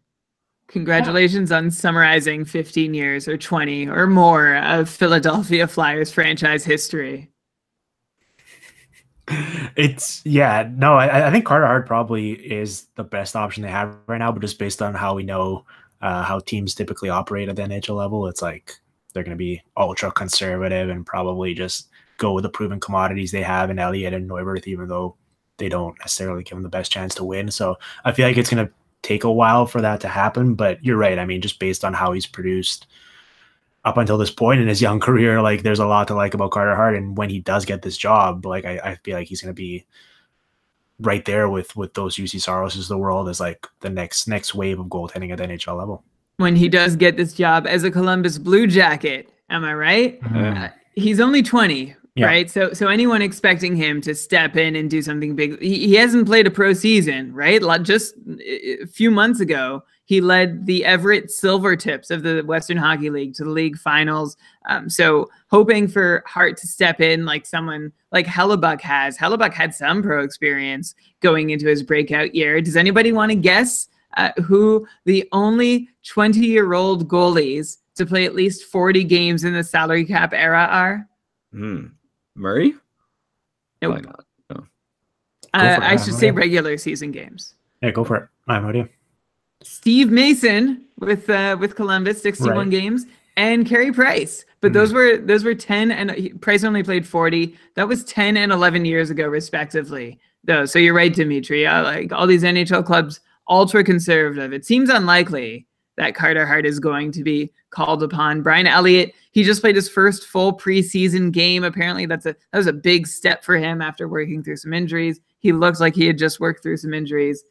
I still think he's probably opening night starter. Here's my one question for you guys. Sorry to cut you off, but Wayne Simmons is one of the only really intriguing forwards for me to talk about with this group, because it seems like those top guys are kind of, we know what they are and they're going to be really good. With Wayne Simmons, obviously last year he was banged up. He had off-season surgery. He's got 1 year left on his deal, and he's going to be a very intriguing contract to follow because of his age and his playing style. You don't necessarily want to commit long-term to him, kind of like what we saw with Milan Lucic and the Oilers. But at the same time, like, it looks like, for at least for now, he's been bumped out of that top six, and he'll be playing on a third line at 5-on-5. And on the power play, he's listed currently as still being on the top unit, but with James Van Riemsdyk as kind of a potent net front power play presence and the money they threw at him this summer, I wonder like if there's a bit of redundancy there, and if Wayne Simmons could get kind of caught looking on the outside in just purely based on this numbers game. Last year was sort of a throwaway for Wayne Simmons. We've gone through the laundry list of ailments he was playing through. So it's sort of like whatever he did last season, forget it. It doesn't really demonstrate who Wayne Simmons is. He didn't just fall off a cliff in terms of what he's able to do offensively. But the tricky part is, like you mentioned, James Van Riemsdyk is in the picture now, and he is in a lot of ways a better version. Like, he does a lot of the things that Wayne Simmons does. He plays net front on the power play. He converts really well. And he's sort of the Wayne Simmons plus at this point. Elon, did I cut you off? No, that's pretty much the right thing. Like, I feel like with Simmons, he could be a sleeper guy because you say like, oh, last year he wasn't demonstrating how good he could be because he was so injured. But then like with the deployment, it could really go either way. Like, it just goes to show how good this Philly team is, that you could have Wayne Simmons not in the top six and not on the top power play, but it's definitely foreseeably possible. Yeah, I agree with that. Okay, the Penguins. Where do you want to start? I guess we got to start with the top line, like we always do, like pretty much every episode or two of Keeping Karlsson. We're talking about who's playing with Crosby on line one. And right now it's looking like Gensel and Sprong are going to be there. So you might have a really nice sleeper option in Daniel Sprong. And by the way, even Gensel, who is maybe a little bit more off people's radars than he was at the start of last season. Like, everyone was really into Gensel going into last year, but he ended up with only 48 points. I feel like he could get at least 50 if he's able to stay with Crosby all season. And Daniel Sprong, like, I don't know, like, he seems like a good late round sleeper. What do you think about Daniel Sprong versus Ty Ratty, who we talked about in the last episode? Who do you think is going to have a better year? Oh man, that's a tough one. Yeah, I mean, we've seen, like, listen, whether it was Connor Sheary or whether it's been Jake Gensel over the years or whoever, Chris Kunitz, Pascal Dupuis, you go on down the line. Like, if you were guaranteed a spot with Sidney Crosby, you're going to have an awesome season. And you just look at the list of players, like, it seems like he will at least have a bit of wiggle room or a bit of a leash here. Like, it doesn't feel like after a couple of games they're going to bump him from that spot just because there aren't too many obvious fits above him, other than, like, it seems like they do want to have Hornquist and Brassard playing on that third line and go with those three scoring lines. So yeah, I mean, if he's going to stick there, and he's looked really good at the AHL level. I know Corey Pronman in his prospect reports for The Athletic is still a believer and still raves about him. And so there's a lot to like there, and the opportunity is the most important part. It looks like he has it right now. And I think I'm buying it. I think I like him as a sort of sneaky guy who could produce massive points playing with Crosby. Me too. He has that goal scoring acumen. And we're talking about Sprung still, right? You didn't Yep. flip back to Gensel? No. Yeah. We already know kind of what Gensel is at this point, which is Right. And the trouble with Gensel too is that even if he does play on the top line all season long, it's going to be so hard to get a sniff on that top power play, which is what would really, make him as valuable as everybody thought he could possibly be going into last year's season. But going back to Sprung, he was second in AHL goal scoring last year, 32 goals to go with 33 assists for 65 points in 65 games with the Wilkes-Barre Scranton Baby Pens, fifth in the AHL for total points. The thing with Sprung, though, is that if he does slip up or if it's not working out, he's got to hold off both Hornqvist and Kessel for his spot on the depth chart. Although it sounds like, Dimitri, you're sort of the mind that those two are where they are in the depth chart to keep that top nine really healthy so that even if Daniel Sprung does struggle, it's not like all of a sudden they're going to say, oh, like Kessel, Hornqvist, we need one of you up here with Crosby. Yeah, I feel like Kessel's going to stick with Malkin on that second line, and they've shown over the years that they don't necessarily love loading up fully, and they like having that three-line balance attack. So I think, especially in the regular season, I think it behooves them to give Daniel Sprung a bit of a longer look than he's gotten in past years. And I don't know, I mean, it's obviously going to be a matter of him actually taking advantage of it and producing, but I feel like he's set up to do so. Yeah, I think it makes a lot of sense. And maybe really quickly on Pittsburgh, I'd love to talk about Chris Letang for a second. Like last year, he finally did what we've been waiting for so long. He stayed healthy for the whole season. He only missed like 3 games, but strangely, he only ended up with 51 points when he used to be a really good bet to be like 60+ point pace, even like a 70-point pace guy, but just he could never stay healthy. So I wonder if next year he could do both, like be healthy all year and get back to being like a 65-point defenseman. I feel like he's a bit underrated right now. And going into next year, like Brian was talking about this amazing top power play on Pittsburgh, he's going to be quarterbacking it again. And I feel like Chris Letang could be primed. I don't know if you could call it a breakout at this point in his career, but I think he could do better than the 51 points he put up last year. Yeah, I mean, I remember his especially for the full team, they were going through this weird spiral at the start of the year, and all of their on ice shooting and save percentages were out of whack. But especially his, I remember when it came up that the Penguins are considering trading him, or at least his name was floating around in rumors. I looked into it, and it was crazy just what was going on with those underlying numbers, and which was pretty much mostly out of his control. I know that sometimes he makes this kind of glaring gaffe or two and people latch onto it and blame him for it, but I still think he's a fine player at this point of his career. And you're right. Assuming health, which I guess with him at this point, is a risky thing to just take for granted. But if he can play in 70+ games, I feel like an offensive bounce back of sorts is in order for him. Cool. So Me too. Okay, Brian's into him too. Yeah. All right, good. I'm glad we're on the same page. A word for a player who reclaims his status. We've been trying to find this word over the course of it's just a bounce back player. He's just bouncing back. That's the word. Let's use the word. Yeah. Yeah, he's definitely not breaking out. Okay, the Tampa Bay Lightning. Yeah, so interesting practice lines came out today. Stamkos and Kucherov split up. They were going with JT Miller, Stamkos, and Killorn, and then Palat, Point, and Kucherov, which I feel like the player that really jumps out to me is Braden Point, because he was already so amazing last year, 66 points as a 21-year-old. Now, if he's going to play with Kucherov, like centering him, and not to say that's going to happen, like who knows, it's just a practice line, but I was already so excited for him for next year. He even got on the top power play by the end of the year. I feel like Braden Point's going to join the 70-point club, and I'm really excited about him. And someone like JT Miller, who was really great at the end of last year, when he got to Tampa Bay and was playing with Stamkos and Kucherov, he had 18 points in 19 games, though he wasn't great in the playoffs. I don't know, like Miller is someone I think people are really excited about, but I wouldn't reach too far for him just because if he gets bumped down that lineup, who knows what could happen. But Braden Point, I'm all in on. I think he's going to have an amazing year. So I've got 2 players to throw at you guys if you could choose who you want to talk about. JT Miller is the guy, like when you're at your draft table and someone else is looking at him, you can say, yeah, he had 18 points in 19 games with Tampa, but his shooting percentages were ridiculous. He had 5 power play goals on 10 power play shots. That's not going to keep up. You sure you want that guy? And then you can just nab him later because, yes, he had favorable percentages, but Miller also raised his game as a member of the Tampa Bay Lightning. He was letting pucks fly at even strength and on the power play in ways that we hadn't seen him ever really do on a consistent basis in New York Rangers uniform. So that's why I like JT Miller going into, and like his deployment in New York was also sort of all over the place, right? He'd bounce all around the top 9. Just when he was getting in a groove somewhere, he'd be shifted somewhere else, and he could always handle it. So Tampa seems like a pretty great place to be moved around the top 9. If that's even his worst case scenario, seems pretty good to me. And then Braden Point, Elon, I'm with you that he can join the 70-point club this year. He had 106 points in his first 150 NHL games. Other players who've done that, McKinnon, Getzlaf, Aho, Nylander, Skinner, Klingberg somehow. And then we saw Braden Point as a sophomore up his shot on goal and shot attempt rates per 60 minutes as well. So that's all great. I'm really excited. Like, he's so fun to watch too.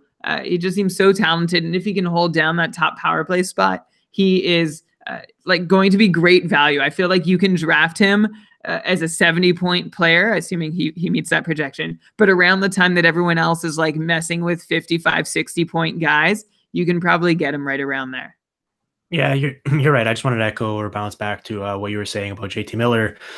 We saw last year, the start of the year in that spot, what Vlad Namestnikov did, and he was awesome. And then what Miller did when he came into the Tampa Bay situation and stepped right into that. And whether it's with Point or Stamkos centering that top line, as long as he's playing with Kucherov, I have no doubt he's going to produce. And you're right. Like, if he gets bumped down to the third line, he's still playing with like Tyler Johnson and whoever else. Like, that's probably good enough to be anyone else's second or maybe potentially even first line. So there's so much talent on this team. I feel like maybe, aside from the Kucherov, Stamkos, and Points, like the other guys might be hampered a little bit just because there's no need to really ride them with giving them a ton of minutes or opportunity, or they can kind of bounce around the lineup and this team's going to score goals regardless of who's out on the ice. So that might lower their ceiling a little bit, but it also kind of raises their floor because you know that regardless of what line they're on, they're going to be playing with a couple other really good players. Yeah, this team is just like so deep. Like, we won't even have time to talk about Yanni Gourde and like, some other players who broke out last year. And like their defense also, like Hedman, they've got Sergachev still coming up. Like, this is definitely like a strong cup contender, probably the front runner, I'd have to imagine. Mm-hmm. Yeah, I agree. I think it's like the problem with talking about a team like this is it's just so obvious at this point with these guys. Like, I'm glad we had that Braden Point discussion and the JT Miller stuff, but for otherwise, it's like, do we really need to tell people that Victor Hedman is very good and Nikita Kucherov is going to probably be like a top 3 guy in points again? Like, yeah, people know that already. If we want to say something negative, we could talk about Dan Girardi for a bit. No, because people already know that too. So it's like talking about Dan Girardi and Ryan Callahan's old news at this point as well. Let's go right to the Leafs then. All right, well, everything's awesome on the Leafs. I have a coworker who's a huge Leafs fan, and he's just like talking to me about them all the time. Like, how can you not get excited? Like, Tavares and Marner playing great together, along with solid third wheel. Zach Hyman's always around, doing fine. And like Matthews and Marlowe both had a couple points themselves, playing with Tyler Ennis in some recent preseason games, which is kind of funny. Like, Nylander is still waiting to sign a contract. Who knows how long he'll wait? But it seems like Tyler Ennis is actually filling in pretty well for however long Nylander will be out. Ennis has been playing 19 plus minutes and he has a couple goals and assists in 3 games. I guess that's what happens when you play with Matthews. And then the buzz is Toronto's been loading up the top power play. We thought maybe they would go with 2 even units like they were doing last year, but it seems like they've got Tavares, Matthews, Marner all on the top power play, which means there will be some big winners and losers, both in terms of like, I guess like maybe Kadri versus Nylander for who gets that last forward spot, and then Riley versus Gardner for who gets that last defense spot. All assuming that Nylander signs, which how could he not? Right. Eventually. Right. I saw a comparison made. His agent is also Johnny Gaudreau's agent, and Johnny Gaudreau, in a similar point in his career, in a similar situation, held out till October 10th, signed his contract then. So, tried to gain a little bit of leverage by waiting past opening night. So maybe we're seeing the same playbook here. That's the biggest question at the moment, but it must be kind of annoying to him and his agent to see Tyler Ennis in there, and the Leafs are probably just like pointing to see that guy can do what we want you to do. Of course, Nylander is a better player than Tyler Ennis.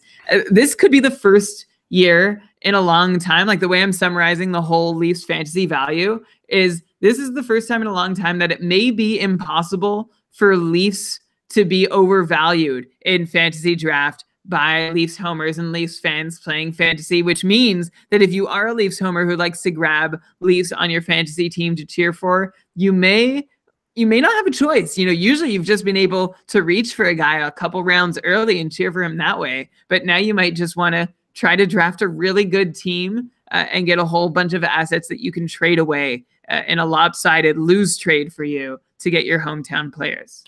They have such an embarrassment of riches up front too, right? Because like in most other situations, I'd be all in on guys like Andreas Janssen and Kasperi Kapanen as breakout candidates and guys who could sneakily have huge seasons. But on this team, like they look prime for a third line spot, and I guess now they're going to be playing with Nazem Kadri, which is an awesome line. But just in terms of their usage and the volume of minutes they're going to receive, I don't know if it's enough to support that, especially without the prime power play minutes as well.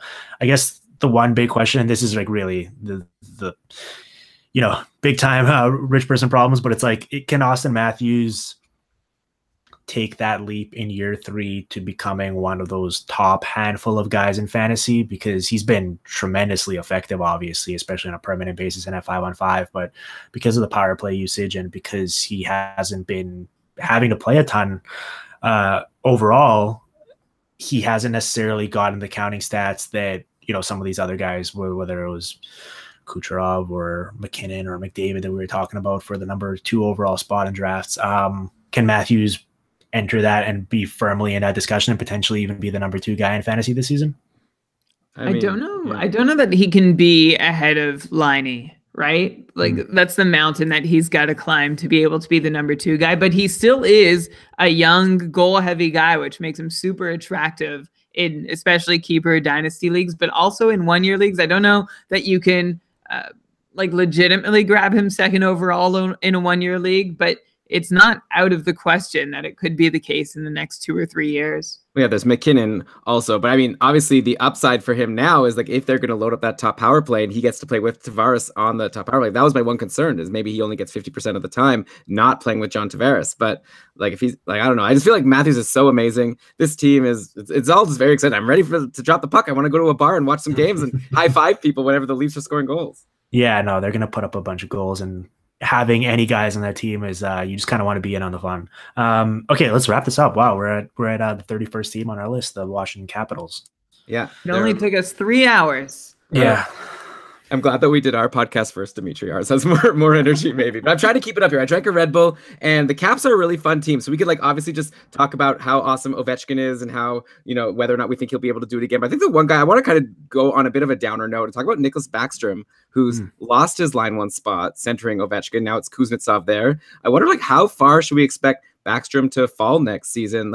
Last year, he was below 0.9 points per game for the first time since 2010-11. He only had 71 points, which is still great. But Backstrom's always been so amazing. Is that his new ceiling though now?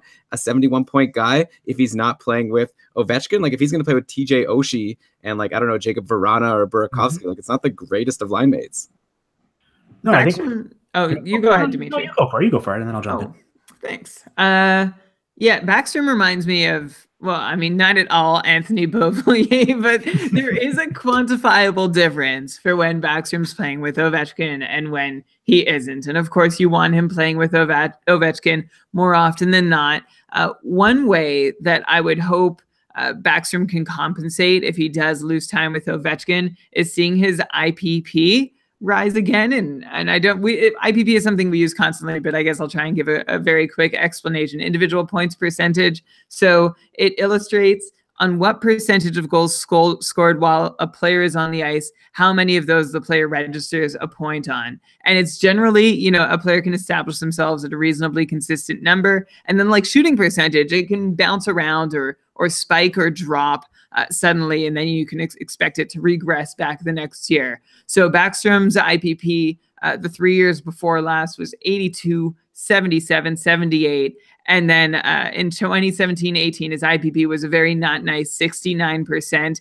But not a but I'd hope that it can regress back up, and that'll at least offer him a few extra points compared to last year, even if he does spend a lot of time away from Ovechkin. Backstrom is still an excellent person at setting up shots. He's an excellent pass assister. And so I hope that is going to still help him bounce back. He's not done. He's not over. I still like him for somewhere around 70. So I still like him around 70 points. And then 75 if he does play a half season with Ovechkin on his wing. He still is good enough to create, and that top power play time is also going to help him. Yeah, no, I agree with that. And it's not like, I mean, he's still playing with Brana and Oshie, who are fine players in their own right. So I think there's plenty of fantasy goodness to go around there. And I guess you could just kind of, I'm still holding out hope for Andre Burakovsky and Jakub Brana as breakout guys. Obviously, Brana, if he gets to play on that second line, that's a massive luxury because while I do like Lars Eller quite a bit as a player and Brett Connolly's shown flashes as well, like if Burakovsky's playing on that third line, it's going to be tough for him to reach and realize all of that potential and produce offensively. With Brana, we saw what he's capable of in the postseason when he's actually playing with talented players that can match his skill and ability and vision and all that. So I love that top six. And I think I'm not really worried about this team. Like I know it's kind of easy to make jokes about a Stanley Cup hangover, and especially quite literally in this case with this team. And since we saw them just all very, very heavily drinking throughout the summer and really enjoying their Stanley Cup victory, which they definitely should. I think they're going to come back and be professional. And we've already seen Ovechkin look good in the preseason. And I have no reason to believe he won't be at least in the 40, 45, approaching 50 goal range again. And I think it's kind of status quo with this team. Like I think there's the top guys are going to be the top guys and they're all going to be going really high up drafts and should be. Yeah, and Dimitri, there is a way that both Jakub Vrana and Andre Burakovsky can get into the top six. All that they need to do is get Tom Wilson out of there. I don't know that they paid him a lot of money, so maybe they're not going to want to move him down. Well, I guess you just wait for the Tom Wilson suspension to come, and then there's going to be an opportunity. Wide open door. Vrana is my Timo Meier of the East. Mm-hmm. He's someone who we sort of tried to get excited about last year, didn't pan out, but he has great shot rates and few minutes. So I'm hoping that he can muscle his way into a regular top six or even top line role this year. My fearless prediction is that Vrana plays more minutes in the top six this season than Tom Wilson does. I mean, he should. And that's such a sweet spot. If Vrana can get in with Ovechkin and Kuznetsov, we haven't even talked about Kuznetsov and how amazing he's been. So it could be just a really great spot if he can get in there. Yeah, I agree. All right, guys, let's get out of here. We've done enough. This was fun. Yeah, I know it was a blast. This is the part of the show where you guys plug some stuff. I know that you've been churning out the fantasy goodness lately, so I'm going to give you guys an opportunity here to tell the listeners where they can check out some of your other work. Thanks. Yeah. So we, have our podcast, Keeping Karlsson. You can find us on iTunes or whatever. We did a crazy thing over the summer. We did the world's first ever NHL audio almanacs, like 27 plus hours of fantasy hockey content, breaking down every single team, coming up with a point projection for all the fantasy relevant players. So you could check that out, keepingkarlsson.com/almanac. But yeah, we'd love if you become a listener of our show. At least listen to the Western Conference episode that we recorded. That was a lot of fun. Yeah, I'm on it. So if you're listening to this show and you like what I do, go and listen to their version as well, and then keep subscribed and listening to the Keeping Karlsson podcast because it's as good as it gets when it comes to fantasy hockey. Yeah, basically just every week we like to we really appreciate that. Yeah, every week we're just going to try to break down what's going on in the league, who's up, who's down, who's hot, who's not, and if Brian's going to dig into the advanced stats and see if he thinks these players are going to be able to keep it up or not. I love talking hockey, but let's go to bed. Yes, yeah, no, this was fun, guys. All right, yeah. Let's check back in as the season gets going. Maybe we can look back at kind of what we got right, what we got wrong, and recalibrate our expectations and all that good stuff. Sounds great. Sounds good. Right. See you, Dimitri. Good night. Chat soon. Bye. Thank you. Okay. All right. Wow. That's the end of the show proper. Yeah, I guess we were hoping for 2 hours. It was more like 3+, but I guess that makes sense. Yeah, no, it's fine though. We got to a lot of stuff, so I'm sure people listening won't mind. Yeah, I'm sure not. Okay, so I'll get you this file. I'll message you on Twitter with a link to where you can download it. And Brian, you're good to maybe do a quick write-up before you go to bed? I'm on it. Okay, and I'll edit tonight and probably get this one out tonight because we didn't have that many edit points for ours. Awesome. All right. See you guys. Talk to you on Twitter. Guys. Cheers. Thanks, Dimitri. Have a good one. Wow, Brian, that was pretty good, I think. Yeah, I hope so. I'm glad that you made that mistake about, who was it? I don't know. You forgot about who we were talking about at one point to make up for me forgetting about Brad Marchand on the very first team. Oh. That wasn't a very good look for me. Oh, well. It's been eating at me ever since. All right. Also, let's just chat tomorrow. We'll come up with, next on the agenda is to come up with a date for the Patreon cast. Let's talk about it tomorrow. Yeah. Okay, bye. Good night.